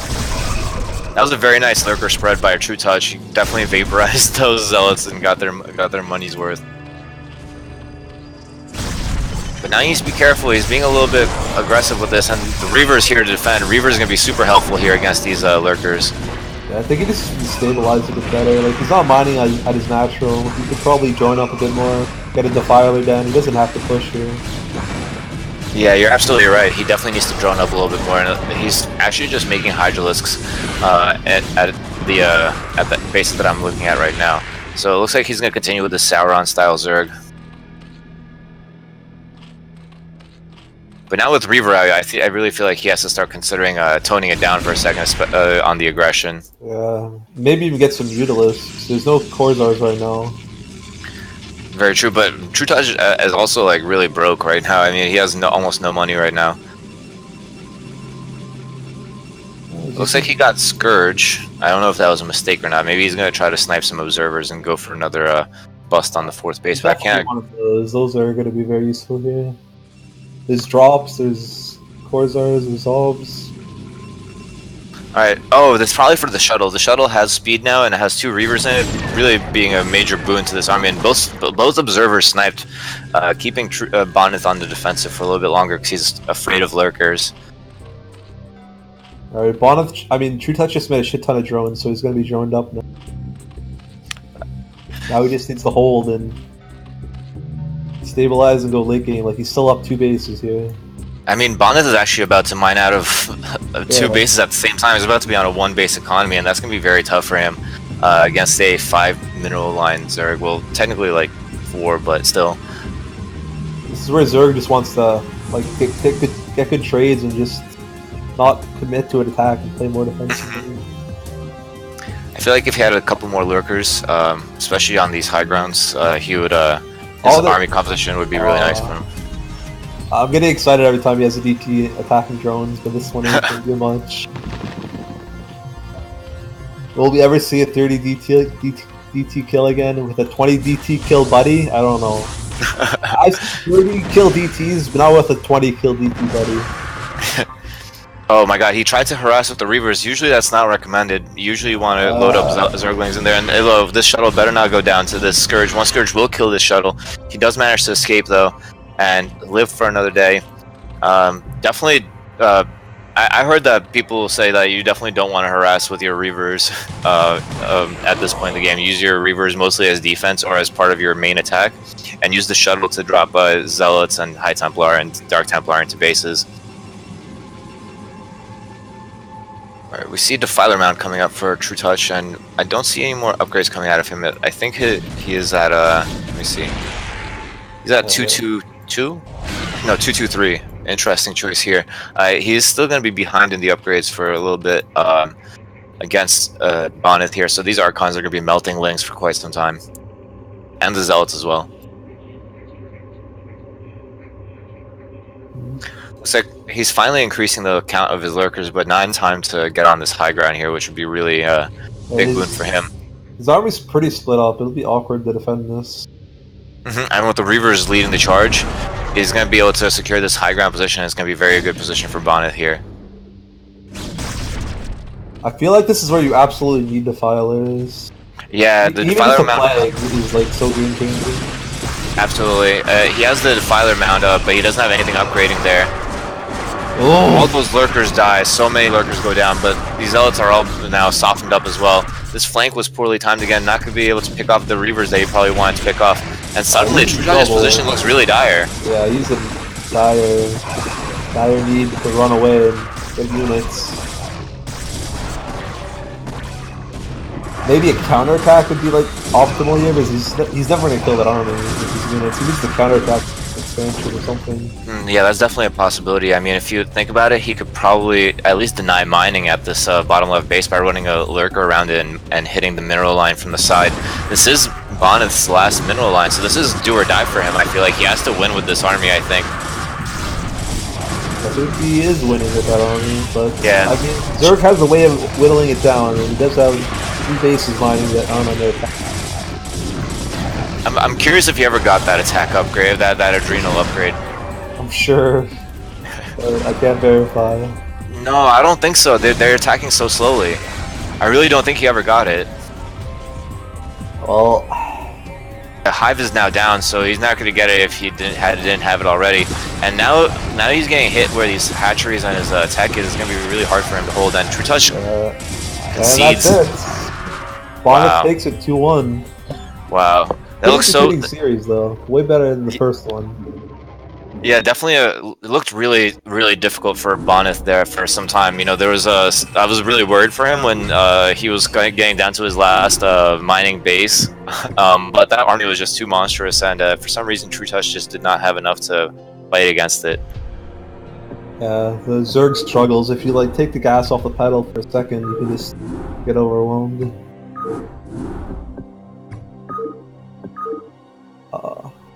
So, are you sure? Well, so we're gonna see the 2 winners play against each other now? Yep, absolutely. And I'm gonna take a quick, like, 2-3 minute break. Yeah, me too. So we'll have Lancer versus Bonith coming up.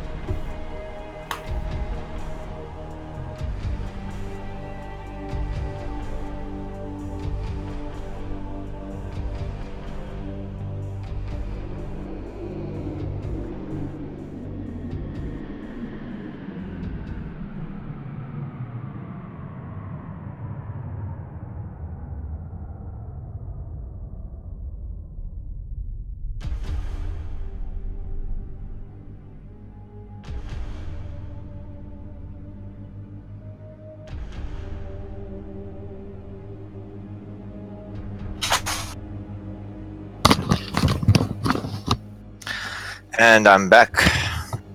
Welcome back. I've been back for Thank you. a couple of seconds. And I actually figured out why I was lagging. So now I'm going to be able to lag less, I guess.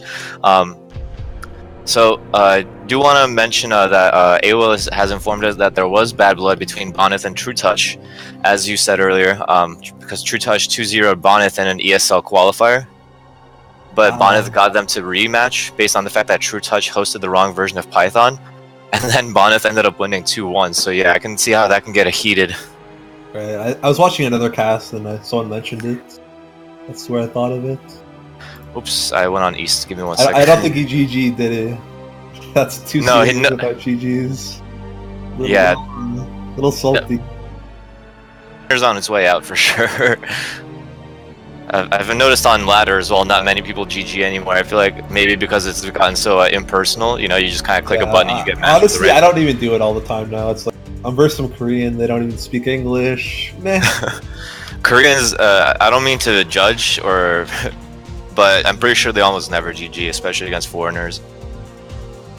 They definitely do it less. Yeah, alright. Well, anyway, we are going into the finals. Looks like the first map is going to be Fighting Spirit, and we're going to be seeing PvP Boneth versus Lancer. Now, I'm sure all of these top players have probably played each other many times so far. And, so it's going to be interesting to see what builds these players choose to go for. We got ReD Boneth spawning as the Red Protoss on the bottom left-hand corner. And we got LancerX as the Blue Protoss spawning on the bottom right corner. You were lagging a little worse there, but we'll see how it is.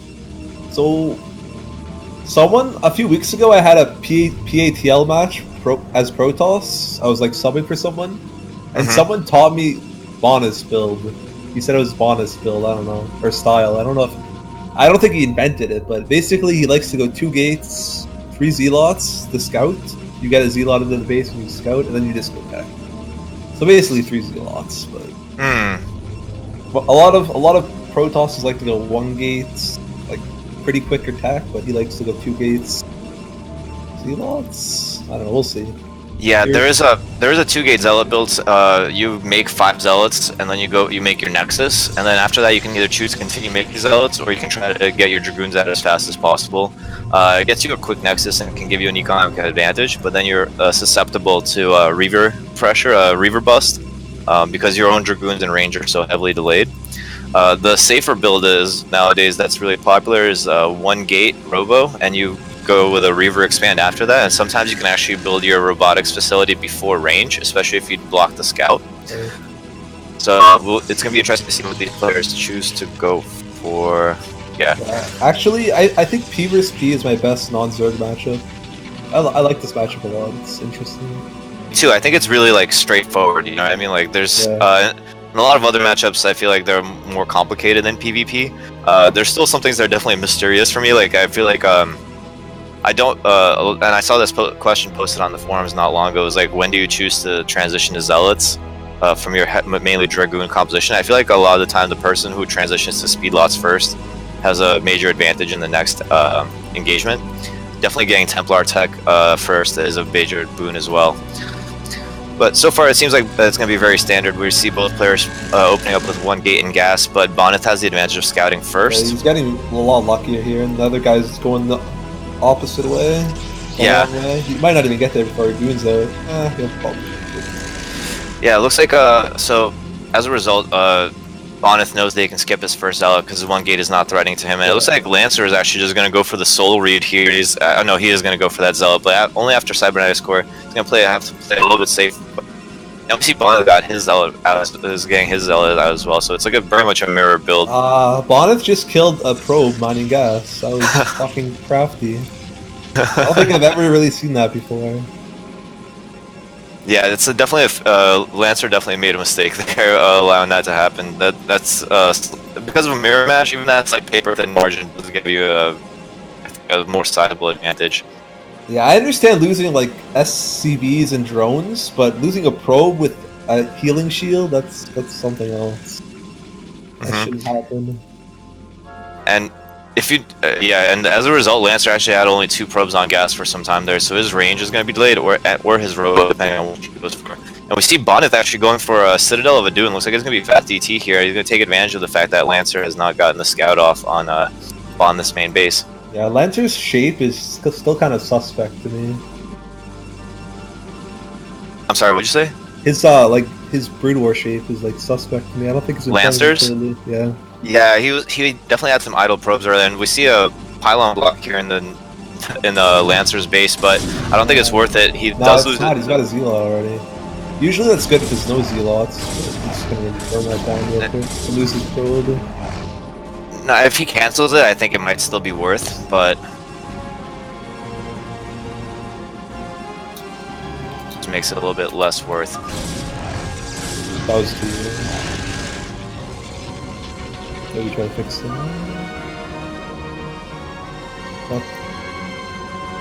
So no Robo yet. The ever-looming DT threat in P vs P, right? I think he's about to build a Robo, though, the way that probe positioning itself. Yeah, Lancer's building a Robo. He saved the Splinter gas. There it is. Yeah, it's gonna be a little late. Yeah, you're right. He has to build the knobs like right away. If he goes any like Robo, it's gonna be too late.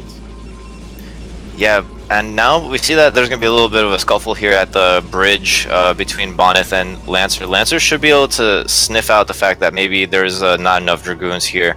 But at the same time, he only has 2 of his own, so I don't think... I think Bonnet is doing a good job of hiding this, the DT suspicion. These DTs are going to be close. Lancer's going to have to block ramps, stall any way you can. Yeah, it's going to be definitely a big advantage to Lancer right now. And Bonnet, it looks like, to Bonnet, and Lancer's going up to 3 gateways actually. So this is he's actually going for a really safe build, but because of the little minor things that delayed him, I feel like his obs is just not going to be out in time. Yeah, it was actually that probe kill on the gas miner that probably delayed that Robo.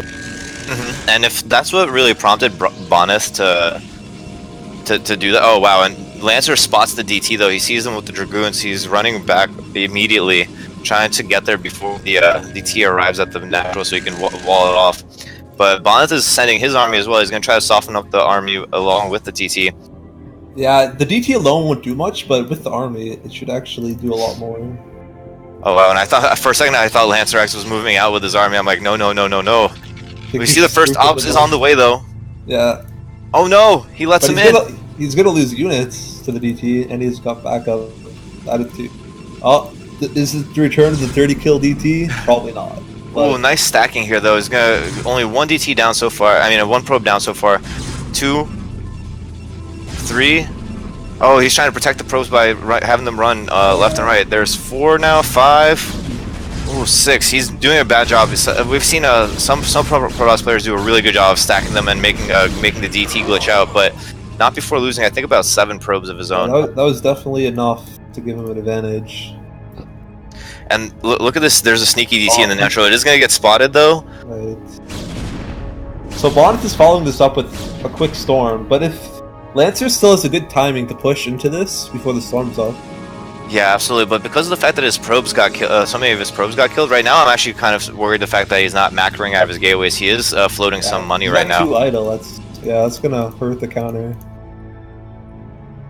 But these cannons, 2 of them are going to come up, but I don't know if 2 is going to be enough to hold off 6 Dragoons. He only has 2 Dragoons and 1 Zealot of his own. This might be really, really effective here. Okay. Lancer actually isn't making Dragoons, he's making an expansion, which is probably a mistake, to be honest. Yeah, I feel like if he really committed to this, I think he could have, he can bust it. Definitely. He might be able to bust it even anyway, actually. Yeah, he might bust it, but even if he does, there's no follow-up. He didn't make any Dragoons. But a win's a win, right? Yeah, at the same time though, he is gonna kill by killing 3 cannons and forcing a cancel on a 4th one. He's definitely costing Bonnet a lot of that economic advantage that he was trying to get. Bonnet has no Dragoons making. He has 0 units. He has absolutely no units on the map other than storms, which aren't. Wow. That's crazy. He's committing to getting the cannons because I think it's because he doesn't have Dragoon range. At least I don't think he does. No, actually, he probably does have range. No, actually, maybe he doesn't. So if he doesn't have range, he knows that his Dragoons are relatively powerless. First Storm? It was pretty good. I think he'll just barely hold this. And see, if he had those Dragoons making instead of the expansion, he probably would have busted this. Yeah, absolutely. But sometimes it's okay to go for a safer option. He's going to snipe that cannon very nicely there. He's going to run away from this storm, but cannons are coming up one by one. And as you said, because of the fact that he hasn't been supplying with army of his own, he's probably closer to catching up in probes now, though, because of it. Yeah, absolutely. But he's still kind of behind. Oh my goodness, yeah, and he's forced the Boneth to make so many cannons, waste so much of that economic advantage that he could have potentially had. And on top of that fact, he forced a second pylon because he realized that the Dragoons were outranging the cannons there. So I think he's going DT drop too, or you're a Protoss player. Is that Templar art kind of like too quick? I think it's a DT drop if he's doing it this early. No, I think it's a very valid choice here because you definitely don't want to be behind in Templar tech against your opponent for too long. It might be a quick DT drop because he knows that his opponent doesn't have obs yet, but the robotics is coming up, so yeah, there is a possibility. With his obs right now. Yeah, there is a possibility of a DT drop, but I really just don't think that's where he's gonna go with that. He just queued 2 DTs off immediately. 3 actually. 3. Okay, so maybe it is actually gonna be a drop. No shuttle though. I mean, he doesn't have the money yet for it. Maybe right now we're gonna see it. Yep, there we go, shuttle. Nice call on that. But his obs should see. If he goes back to check, there's a cannon in the main base for Bonnet. Bonnet is very aware of the weakness of his build here.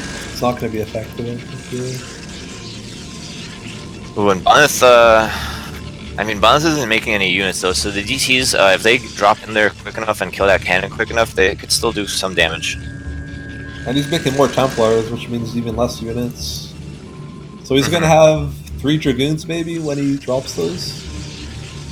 And this could actually become even more dangerous if he drops more than just the DTs. If he starts elevatoring his whole army into the main base of Bonnet, that could become a problem for him very quickly. Yeah, why not? He's got 3 Dragoons. Send them all.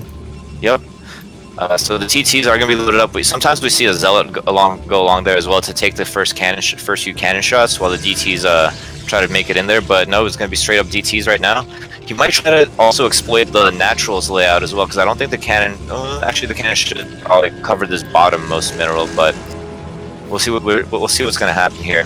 If he goes this path, he's going to have a bad day, though, because there's goons in the way, and then he's going to have to go around. And by the time that happens, the obs is probably going to be up. Yeah, but he is getting a third base behind this, so...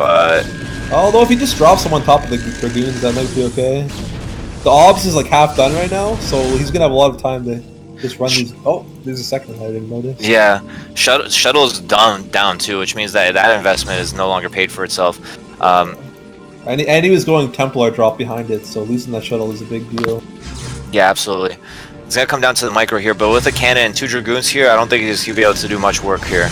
This is gonna clean up.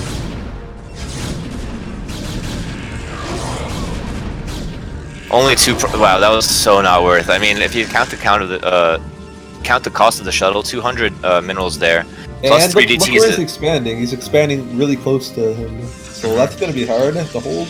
I think his plan is maybe to put his Templars there, but I don't know if that's gonna be enough. Yeah. So if you count all the money that Lancer lost into that, he lost 575 minerals and 200 gas. Like to note that Lancer forgot to research Storm. And he's morphing an Archon because of it, so he's gonna have a hard time. It could be intentional actually, because of the fact that Archons are better for straight up combat. He might be, if you count the amount of gateways he's going for, he might be trying to just brute force it with a pure Archon Zealot right now, which is actually really good against the pure Dragoon composition, I believe.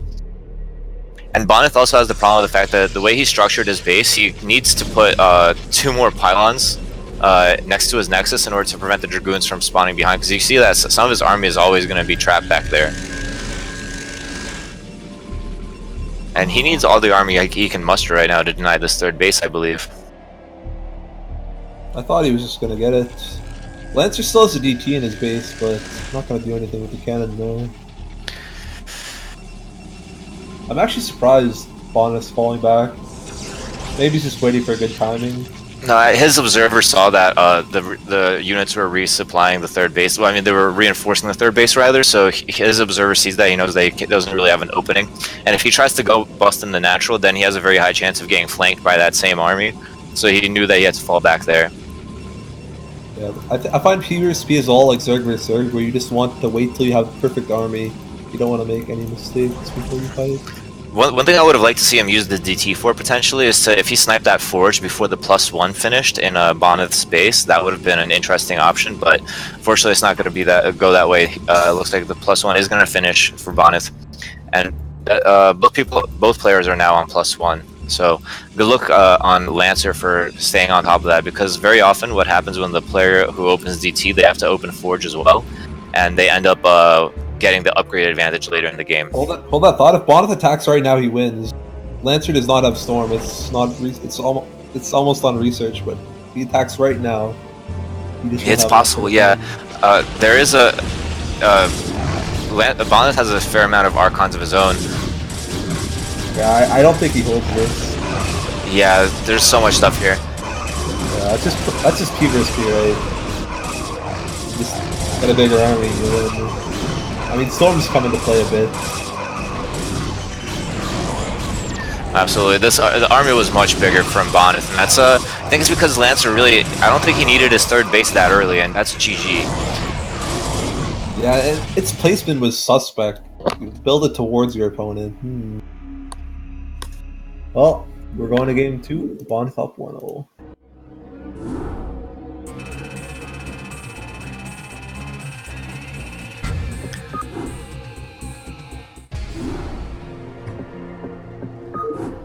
Yep, going to game 2, and let me see if I reconnect, if maybe that'll help somehow, because I don't understand why there's lag at all right now.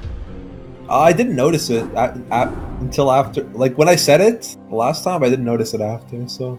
Oh, okay. Maybe just playing it. I think there's 1 or 2 more games left anyway. I'm starting to suspect that maybe these maps were played without we went out of order here, but who knows, maybe they play it out of order. Either way, we're going to Gold Rush now. It's gonna be interesting in PvP. The players played out of order according to Awa, so that makes sense. This map is going to be interesting to see what they do. Obviously, as we talked before, there's a lot of shenanigans that can happen, especially with the backdooring with DTs here. But it also means that people are more likely to scout your opponent as well. Yeah, so there's backdoor DTs, but you could also scout a lot easier. So 9 games for sure. All right, in the bottom right, we have the brown Protoss Bonneth. And at the 12 o'clock base, we have LancerX, the purple Protoss. So immediately, you have to start thinking that, positionally speaking, I feel like I like Lancer's position better here, because he has access to Bonneth's backdoor third in that direction, and so DTs and various attacks coming from that direction, much easier for LancerX to pull off than for Bonneth to wrap around the other side and take advantage of that. So I would expect Bonneth to go for a very much standard play, and LancerX is the one that has the opportunity for some shenanigans here. This is all new to me, man. I'm excited to see what happens. I've never played Protoss on complex maps, but at least not in the last 10 years. Yeah, I mean, this map is relatively new, but the shenanigans that are available here, they're similar to the stuff that you can do, as I mentioned before, on Troy. It's also kind of similar to Outsider in some ways as well. But I mean, people can still opt to play straight up as well, and Bonneth really showed that he has some good straight up play in the last game. Yeah, it's like Bonneth to play straight up. He's like winning. He's up again. He's outplaying his opponents. Why risk it, right? Yeah, you're absolutely right. The next question is going to come, who's going to who first? Usually on 3-player maps, you can scout your opponent first. You're obviously going to get there before the Zealot, but sometimes you can get there even if you scout them second before the Zealot. Going to go the right way, and Bonneth did. Was that how it went last game? I think it was. No, Bonneth got the first scout off last time, and used that to tailor his build to what Lancer was doing. And Lancer is going to scout the correct way, not using the shenanigans path. I think he recognizes the fact that it's not necessary at this point, and I kind of agree with him. Like, there's absolutely no need to go around the back door before a Zealot can even be out. Yeah, I would never even think to go around the back door, to be honest. I think they're just like, ooh, new map. Let's use this new mechanic immediately. Well, he is going to see that it's going to be a 14 Cybernetics core, very standard build for Protoss. He's going to build his own core, I imagine. Yeah, there it is. Yep. And but on the other hand, though, nothing's going to stop Bonith Scout in this case, even if the Zealot was out. So both players on relatively even footing in terms of information. Oh, Manor Pylon? Or is that a counter Manor Pylon? Yeah. Alright, yeah. That's pretty good by Bonith. He got it right down before he tried. Lancer was going for it too. Well, there's still an opportunity. I mean, there's a lot of gaps. There's 3 total gaps that he can make here. And don't forget that the anti-Manor Pylon also disrupts mining by a little bit as well. So just by the concept of a Manor Pylon is already doing damage to Bonith here, slightly. He did make that Zergling, that Zealot though. If he didn't, the Manor Pylon would have been so much worse if he got it. Yeah, the probe does go down though, so no more scouting information for Bonith, no speed, no range. I think he's gonna go DTs again. Oh no, there's a range, and I mean the other option, as I said before, could have been the robotics facility to go for that 1-gate Reaver build that allows you to get a relatively early Nexus, but not at this time. Meanwhile, Lancer is going to start placing the pylons in the back door. So I mean, Bonith is going to place the pylon at the back door to make sure that he's aware of any shenanigans coming his way. Yeah, he's like, his probe is right there, looking, probably maybe scouting, but like he was looking. Yeah, he's putting a pylon right there. He's like, nope, none of that shit. Not backdooring me. And it looks like Lancer actually, he sent his probe, but getting a little APM tax right now, not babysitting the probe across the mineral gap there. You got a 2-gate coming out of Lancer. It's gonna be interesting to see how he follows that. Yeah, 3-gate. 3-gate is kind of all in, but it's a really quick way to kill somebody. And I mean, look at Lancer's main. He has 2 idle probes at this point in the game. That's almost inexcusable, I would have to say. I mean, like you're only managing 1 base, dude. Come on, it's not that difficult. But I haven't seen him on. Also, oh, there's the leg. It's back. 3 turn of the leg.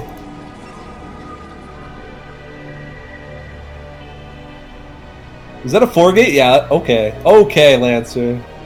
Wow, 4-gate is super OD. I mean, you could only like have enough money for 3.5 gates, so it's obviously all in his fuck. Yeah. I mean, I think actually if you do some trickery with, like, depending on when you pull the probes from your gas, you can support 4-gate for a little bit. Like for like 1 or 2 rounds, I think, and then after that you're gonna have to put your probes back on gas for and then it's gonna become the 3.5K. But you can also, I think if you do a Zealot instead of a Dragoon, you can do that on the 4th gate. But we'll have to wait and see. He is already starting to cut probes, and this is gonna be super. I imagine he's trying. I imagine he's gonna try to go around. Like, why else would he 4-gate, right? He's gonna try to kill the simulators, get them that way. I don't think that's absolutely necessary. I mean, he could just go right up the front, but you're right. Going around the back might be a good move here, because then you're fighting on even ground. You don't have to shoot uphill. And Bonith is playing super safe. He's going for the 2-gate with a Robo. This is pretty much standard. Other than DTs, that's like the best way to deal with it. And wait, but unfortunately, I don't know why Lancer opted to go for this build, knowing that Bonith can scout at any time. And okay, he is sending the Dragoons back to snipe the probe. Nice move by Lancer here. He knows he has to keep it a secret, otherwise this build has no chance, really. Ooh, and the probe dies. The probe gets sniped by Lancer's probe. And as I mentioned earlier, it's going to take a while for Bonith to send another probe all the way around that, and it's still some time before observers are out as well. So this could just hit him completely unawares. Oh, hold on. Bonith somehow has more Dragoons. Oh, no, I thought he had more Dragoons, but that's because Lancer has 3 Dragoons in the back door trying to prevent any scouting from happening. Lancer's adding a lot of just Zealots, like you said, to make use of the 4th gate. He's actually a supply. He's got so much gas. He should probably pull him if he's going all in here. Yeah, that's all I'm saying. I mean, you can pull off. You can pull off. I don't think Bonith should be pushing out here. This could be bad for him if he loses. Yeah. Yeah, I mean, in his mind, I'm sure that he's thinking to himself, I'm going 2 gate, so I should have, you know, a larger Dragoon count than someone who's going 1 gate. Like, there's no way you expect 4 gate. Like, I've actually probably never played against 4 gate. 3 gate, sure. 4 gate, come on. 4 gate is very old school. It used to be popular, like in 2009, 2008. I think people used to all in like this pretty hard with 4 gate. I like that build just for its fun factor. And it's kind of like you either win outright or you might as well just leave the game, so it kind of decides it pretty quickly. If Lancer gets a good attack here, this is his time before the Reaver pops. Yes, yeah, Reaver's on the way, so the countdown timer started. He's trying to position himself in a good arc, but Bonneth definitely has the positional advantage here. He's actually expanding, which I would love to see Bonneth put up a pylon in front of these Dragoons to bait out some of these shots. And here we go. Yep. Pretty good timing. No Reaver for like 20 seconds. Yeah, but the amount of Dragoons that Bonneth has is actually really surprising. He did make a lot of Dragoons, Lancer. He's expanding. He got Zealots. He could have made a lot more Dragoons. How do you go into Nexus after this? Like, you can't just all in and then decide, never mind, I'm not all inning. Yeah, I think all in might have worked there, to be honest. Like two or three more Dragoons was probably enough. Oh my god, the pylon is eating so many shots. So, and the Reaver's now, the first Reaver's cap hits Bonneth's Dragoons. He'll back for sure since he has his Nexus on. Yeah, he has to. The attack is officially over now. He doesn't get the earlier Nexus. That's the only thing he really has going for him. But Bonneth is going to be able to be aggressive sooner because of the fact that he has this Reaver. If he gets Shuttle after the second Reaver, he can definitely. I think he might be able to hit timing where he punishes Lancer very heavily from this build choice here. Yeah, Bonneth has his obs out and he sees that quick expansion, so he knows what he's dealing with. Yeah, and also Lancer, he cut a lot of probes in order to make this build a reality. That's what you often have to do with a 4-gate build. You stop producing probes at a certain point, just to be able to pump out of all those gateways at the same time. And it's reflected in the supply difference right now. You can see that Bonneth, I mean, Reaver obviously contributes at least 4, or in this case, 8 energy and 8 psi of its own. But it's a 10 supply difference in favor of Bonneth right now. A Reaver is 8 supply? No, well, there's 2 Reavers, so it's 4 each. Okay. Yeah. Okay, that sounds about right. Yeah, and then we see the shuttle coming out now. So yeah, there's probably gonna be an attack soon coming out of a Bonneth. I would really not be surprised. I imagine he'll go with his shuttle. Like he knows the expansion's up. He knows he has to go. The other option is he could harass because he knows that Lancer is playing relatively in the blind. He doesn't have an observatory out on his own yet. He's not getting speed, so I don't think we'll see much harass. But there's always a little bit of. No, I don't think speed is absolutely necessary in this case, especially if he's going to go for an attack right now. But maybe he's going to be patient with it, knowing that he has the tech and army advantage for a little bit.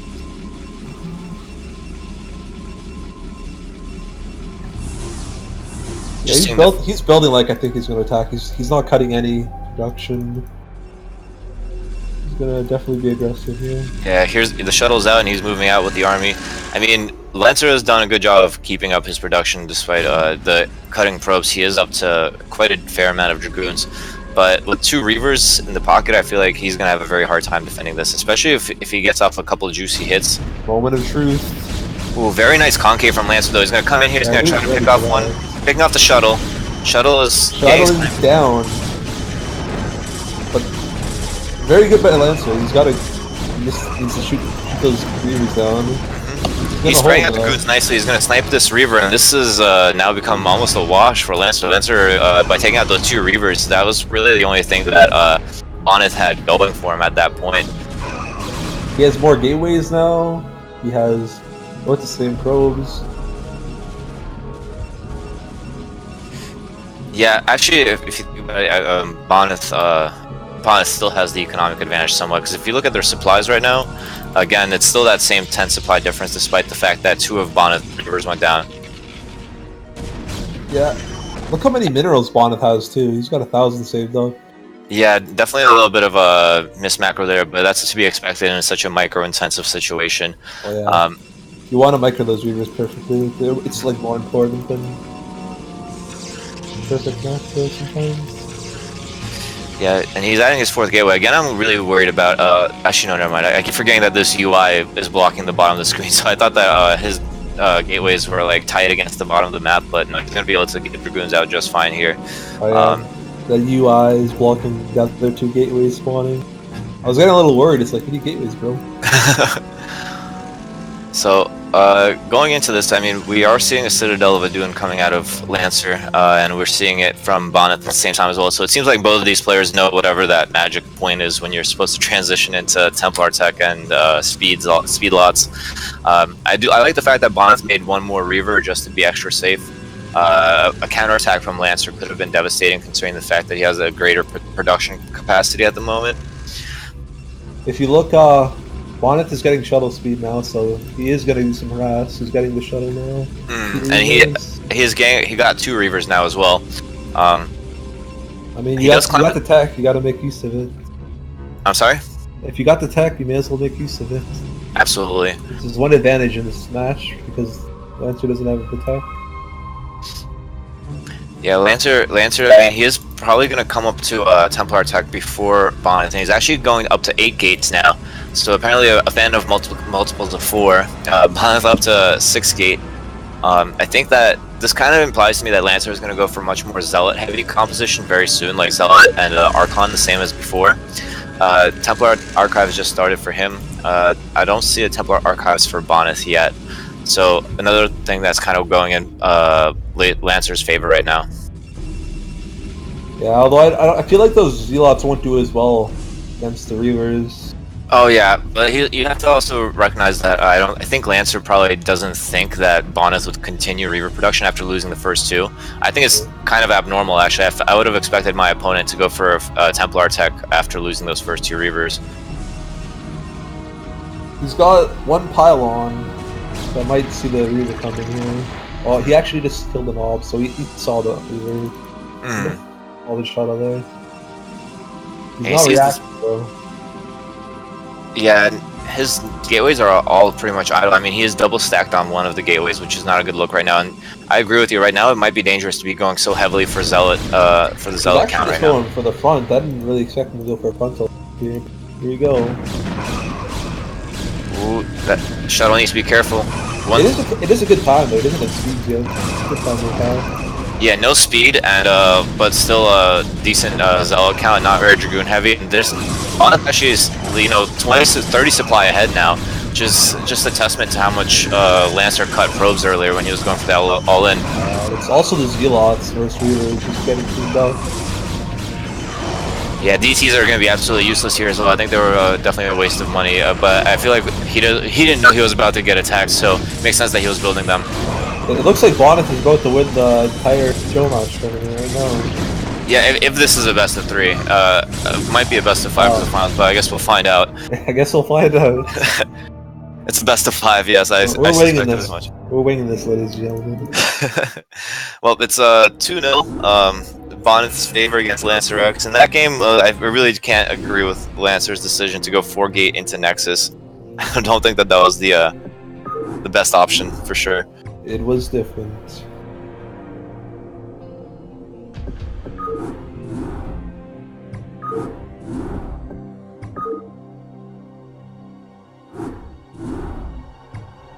Let's see if Lancer can avoid the 3-0. It always sucks getting 3-0'd. Not a good feeling. Yeah, give me 1 second. Like, it's just BattleNet that's really messing me up for some reason. I don't know why. Yeah. Ooh. This will be a good map for Protoss versus Protoss. Crossing field? Yeah. 3-base Protoss versus Protoss is more interesting. Be a lot easier to get that expansion. Alright.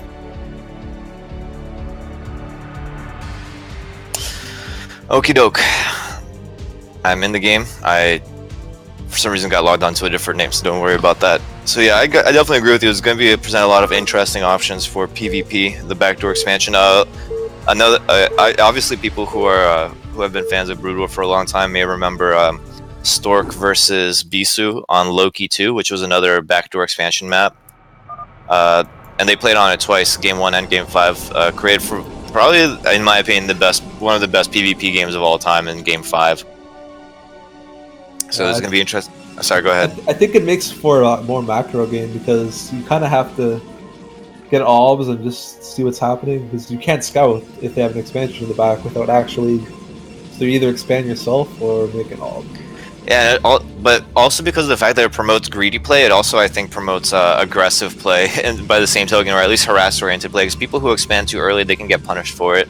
Even on maps where the nat is protected, right? I've seen a lot of people go for the quick Reaver drop or the quick DT drop to try to punish the people who are playing too economically oriented. Yeah, you can die to TTs, but you can't like die to 3 gates. You can never break up a ramp against goons. It's just not gonna happen. Yeah, it's very rare for sure. I definitely agree with you on that. And I think you just make an obs and you're always safe. Well, so far Bonus has been looking pretty scary. I mean, he held a 4-gate all-in without being able to scout it. He is in game 1 he pretty much dictated the flow of the game, except for when he was losing cannon. So definitely have to give the decision-making advantage to Bonnet so far in this series. But LancerX, I mean, he's no slouch. He has a chance to do it himself. And I forgot to introduce the players. On the left-hand side, we have the yellow Protoss Boneth. And on the right-hand side, we have the red Protoss LancerX. Now, both players going for a gateway first. That's standard. I feel like we're going to see very similar build orders to what we saw last game, maybe without the 4-gate from Lancer, because it makes a lot less sense in this context, as you said, target. Apparently Lancer beat Bonnet yesterday 2-1, so he's definitely capable of it. Oh, really? And what was it? Was that an open TL or Zodak? Probably Zodak. I think it was yesterday. I'm just reading chat. Oh, nice. I think Zodak was Zodak's not for Europe, so I don't know. Probably TL Open actually. Yeah. Oh yeah, you're very right. Yeah, it had to be TL Open. So we see gas coming out from both players, and both players are obviously going to scout each other first on this 2-player map, which kind of similar to last game in the sense that both people are almost guaranteed to get information about the other. So therefore, it's kind of normal to see that there's. Oh wait, is Bonnet gonna? No, Bonnet did not manage to kill a probe, and he loses his own probe in LancerX's main, showing a little bit of a lack of that probey. I wonder if we'll see some DTs now. That opens the door for it for sure. It absolutely does, and we do see that Lancer has opted to skip the Zealot. He's gonna go for Cybernetics first. I mean, this is just a byproduct of being able to see your opponent and what they're doing so early, and I definitely agree with this decision from Lancer.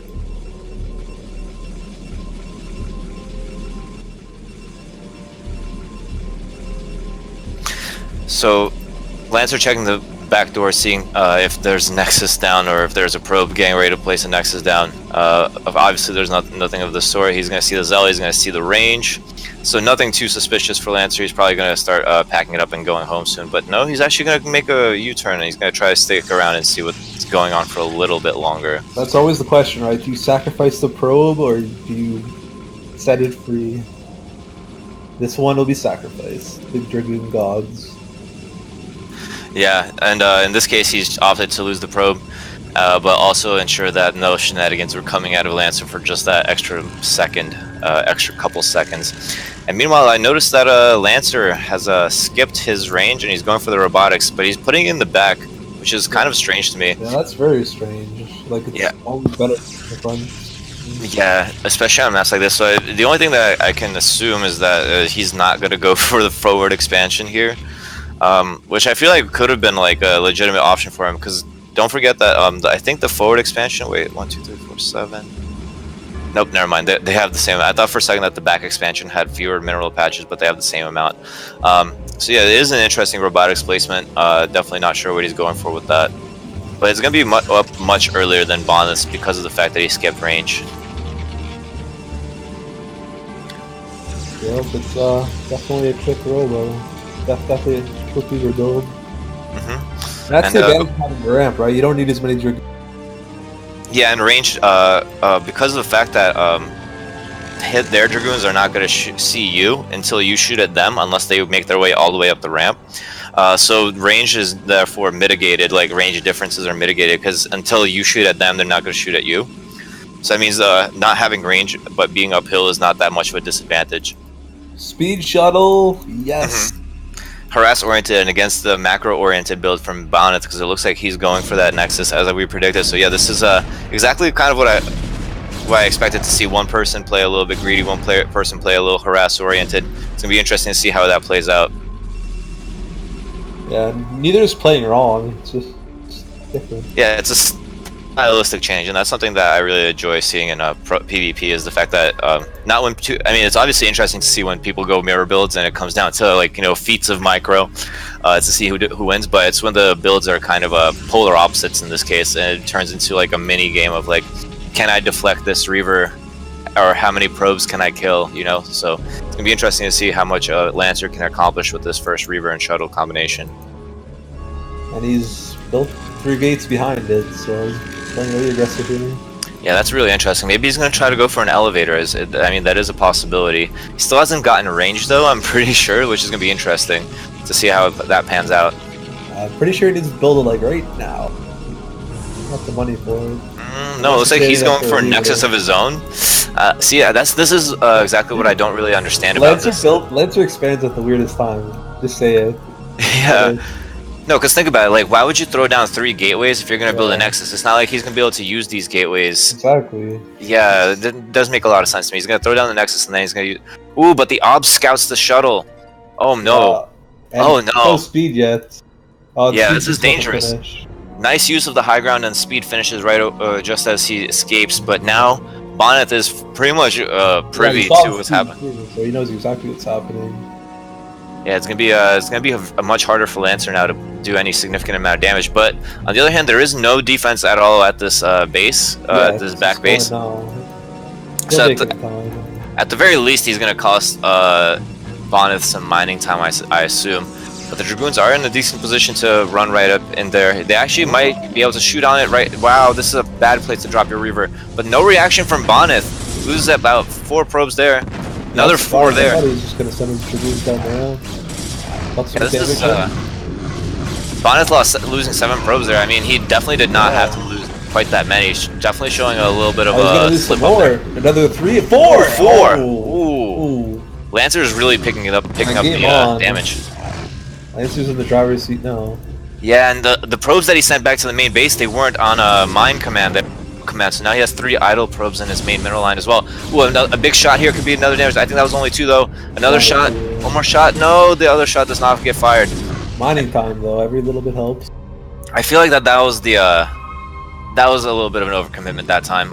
He definitely did not need to lose that speed shuttle or the Reaver. Those were both such important tactical pieces in his arsenal. Yeah, he kind of like tied it macro-wise, but he had the Reaver. You keep the Reaver, upper Reaver basically, which is huge. Yeah. I still don't see range, but I have to assume by this point that he's already gotten it. I must have been mistaken about him not having range. I don't know, dude. It takes a while for that. Yeah, you're right. I mean, there wasn't very many opportunities for him to get the range at any point in time. I mean, considering the fact that he went for speed and Reaver, and then gateways, and then Nexus. Maybe you're right that he doesn't have range yet. I like him going for an expand here, though. He has way more probes. Yeah, it's a great way to cement your lead, especially now that any harassment is off the table after he sacrificed that shuttle and Reaver, which I still don't agree with as a choice, but I mean, he did plenty of damage. But, I mean, Bonnet still has a decent opportunity here because even though he's been hurt on probes, he has 2 Reavers of his own and a shuttle on the way. So 2 Reavers versus 1 Reaver, shuttle versus no shuttle. Oh no, there's actually 2 Reavers for Lancer as well, but because of the fact that his Robo is so far away, this Reaver is going to take forever to walk, and it's actually confused. It doesn't know how to get there. It's going to try to go for the mineral line. Oh, it's worming its way through the probes. And then it changes its mind. It's like, no, never mind. This way is better, actually. Oh no, this is actually really tense here, because if Bonnet like saw this and he moved out, he probably could have hit a timing. But there's actually quite a number of. I don't think he scouted his 3rd expansion, so he doesn't have the time. It looks like Bonnet is going very zealot heavy right now, probably because of the fact that he got hurt so bad. So he just wants enough army to make it through to the later stages of the game. But he absolutely did get damaged pretty badly here. But actually, Bonnet is caught up in supply. What? Why is Lancer going Stargate? Is this? Like... I mean, Fast Arbiter is definitely an option. I think. I mean, I haven't seen it, but it's gonna be interesting to see if it works out for him. If he throws down a he's going for carriers. Yeah, he doesn't have goon range, right? So he's going carriers. He's like, fuck Wow. it. No goon range Jeez. carriers. It's happening. That is so weird. I It's don't gonna be think he has goon range, like straight up. yeah. Might be I real mean, life. I think if you're going carriers, you might as well go speed lots behind them because speed lots what they're great for is body blocking the enemy's army. Like like you surround their dragoons and then you fly outside the range of the dragoons with the carriers and pick them off one by one. And actually, whoa, hold on. There's 3 shuttles.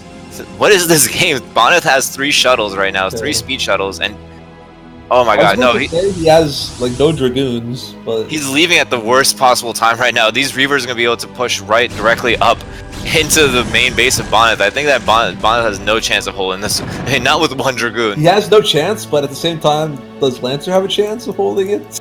He's got True. He's got like 12 units getting dropped on him. 2 Reavers. Yeah, but if Lancer has more stuff to kill, and I think that Bonnet is gonna run out of money for Scarabs.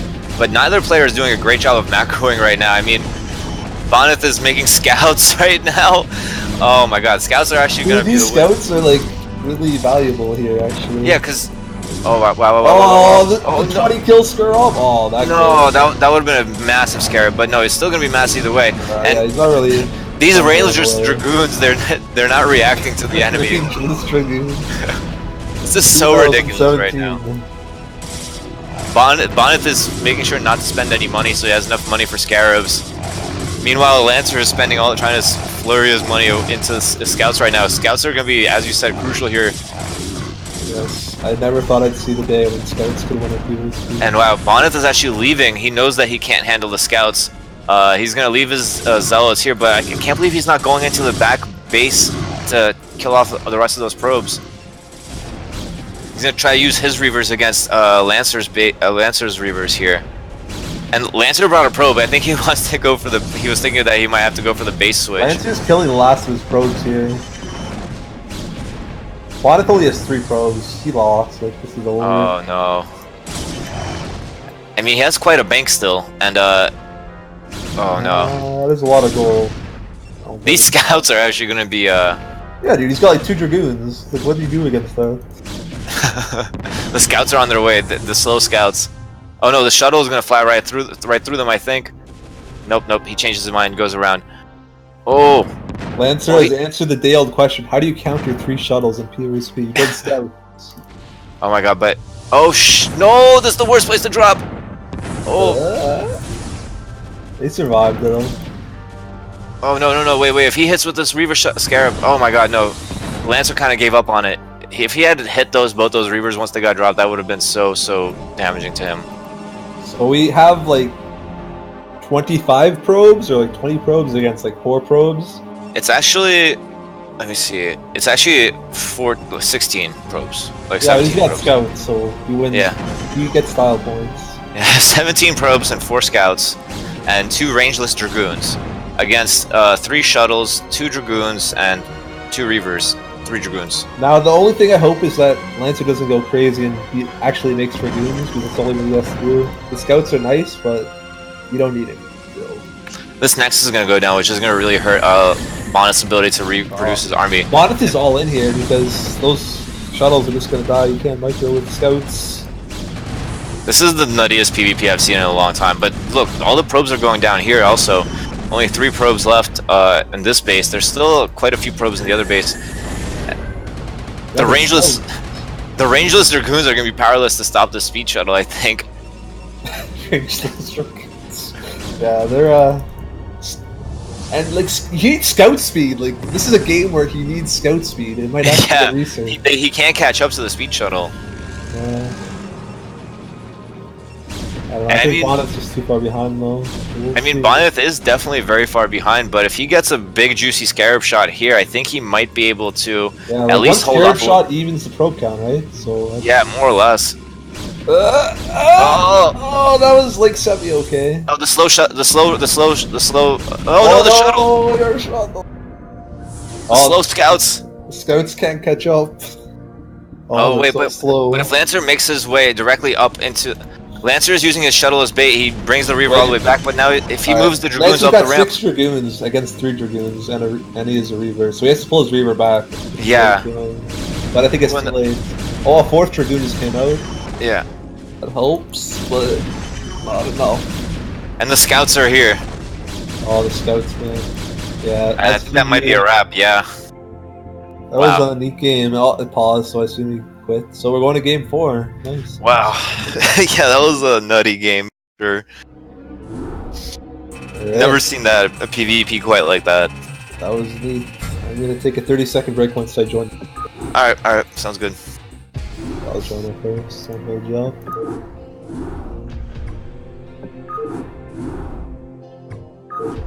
Alright, let's see some more scouts. I told you we'd see cool games on that map. You know, you were definitely right. And looks like they go back to Gold Rush. So yeah, in the meantime, what can we say? You know what, I'll just take a 30-second break too.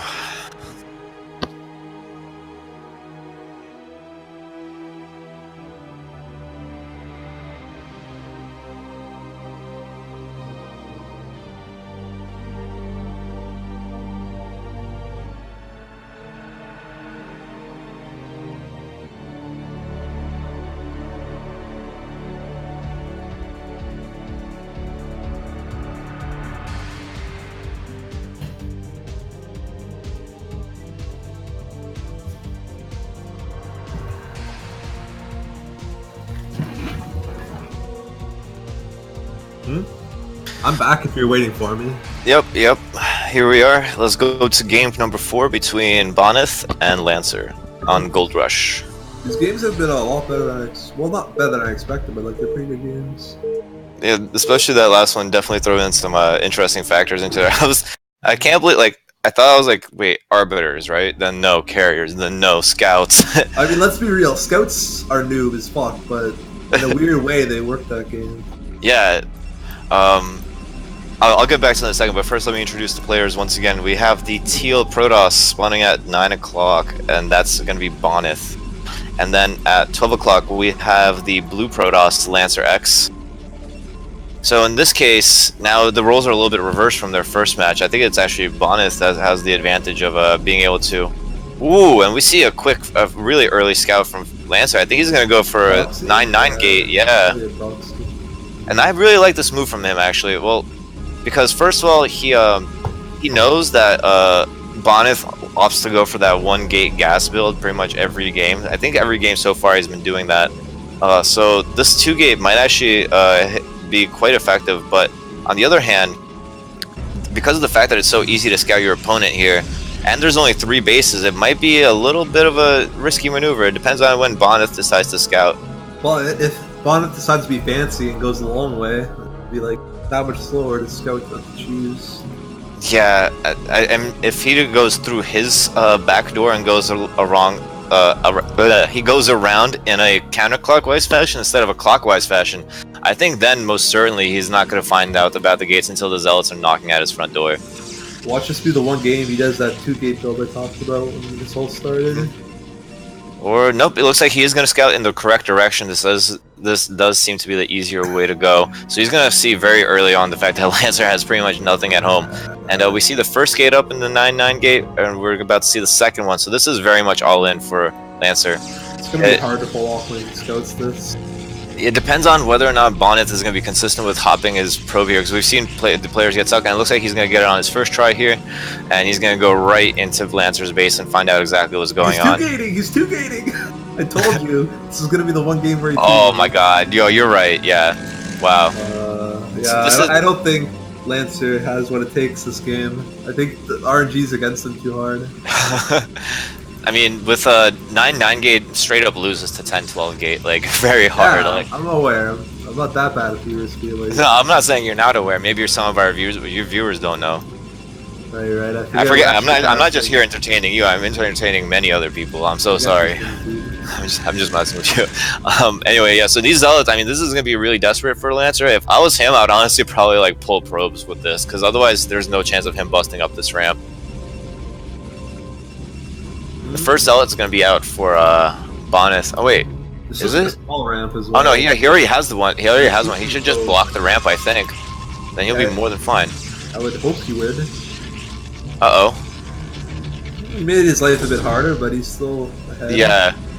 Ooh, and he got the mana pylon this time.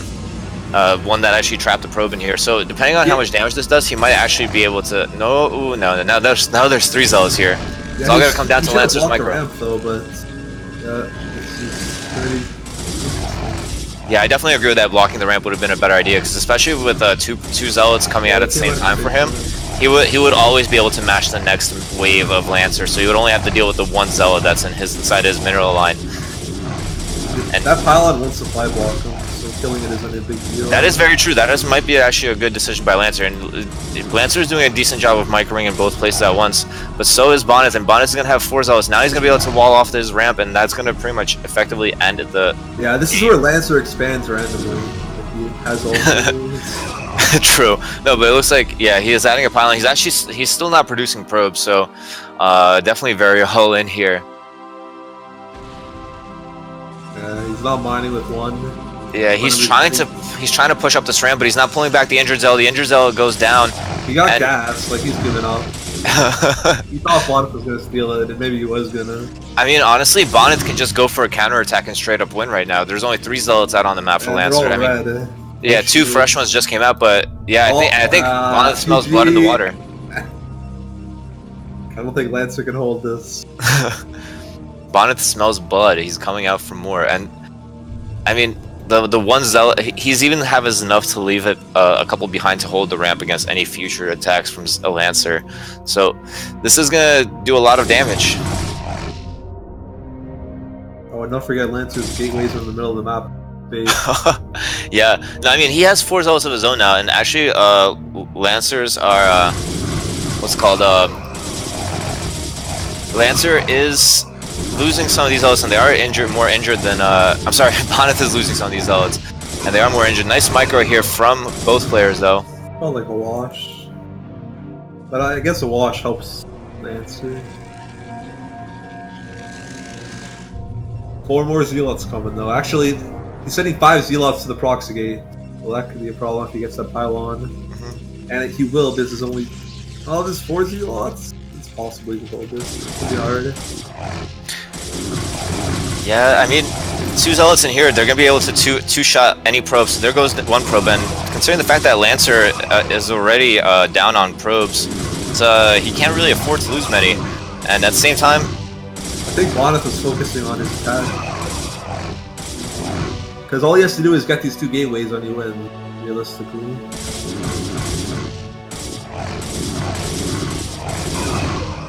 Who cares if he doesn't have probes? He doesn't have gateways soon. Looking pretty grim for Lancer here. He put up a good fight. No. With this pylon down, that's officially a wrap. Like, there's no way that... Oh my god, he throws down a Citadel, but he has no functional gateways to do anything out of it. He can make one. I mean, that's his best chance. I agree with the Citadel. I guess DTs can come back from anything if he gets an observatory. True. All he needs to really do is just get 1 probe out there to put pylon, I think, and that could if Bonnet doesn't stay on top of that, it could be. Oh no. Yeah, he couldn't hold though. He had like no way to reinforce his 2 zealots. Yeah, absolutely. I mean, it was a nice shot, but as you said. Well, that's a wrap. Bonnet wins in an entertaining fashion.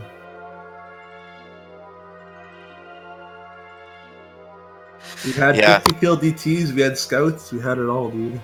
Yeah, it's been a lot of games. It's been very interesting. A lot of great games, I wanted to say. Definitely big props to all the players who showed up and played. Big props to AWA for organizing this, and major thanks to you, Target, for joining me on this broadcast. And major thanks to the viewers who tuned in. Thank you guys so much for tuning in and listening to us talk about the games. Alright then, yeah, it was fun. Any last words, any shout outs you got? Not really, dude. Not really. Alright, well, then I think that just about does it for us. I don't know, maybe if AWA has anything to add, I'll stay on for just a little bit more, see if there's anything that he wants us to do. But I think that, yeah, that's it. Major congratulations to Bonnet for his victory. congratulations to Lancer for second place.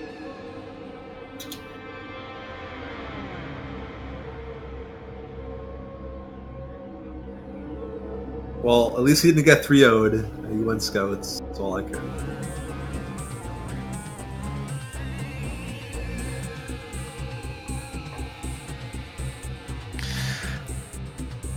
Yep. So according to AWA, there's going to be another ReD Invitational that's being planned right now. Probably going to high level play, some more players, and yeah. So you guys keep an ear to the ground, and you guys will see a post about it on Team Liquid, and yeah. So tune into that one as well when it comes up.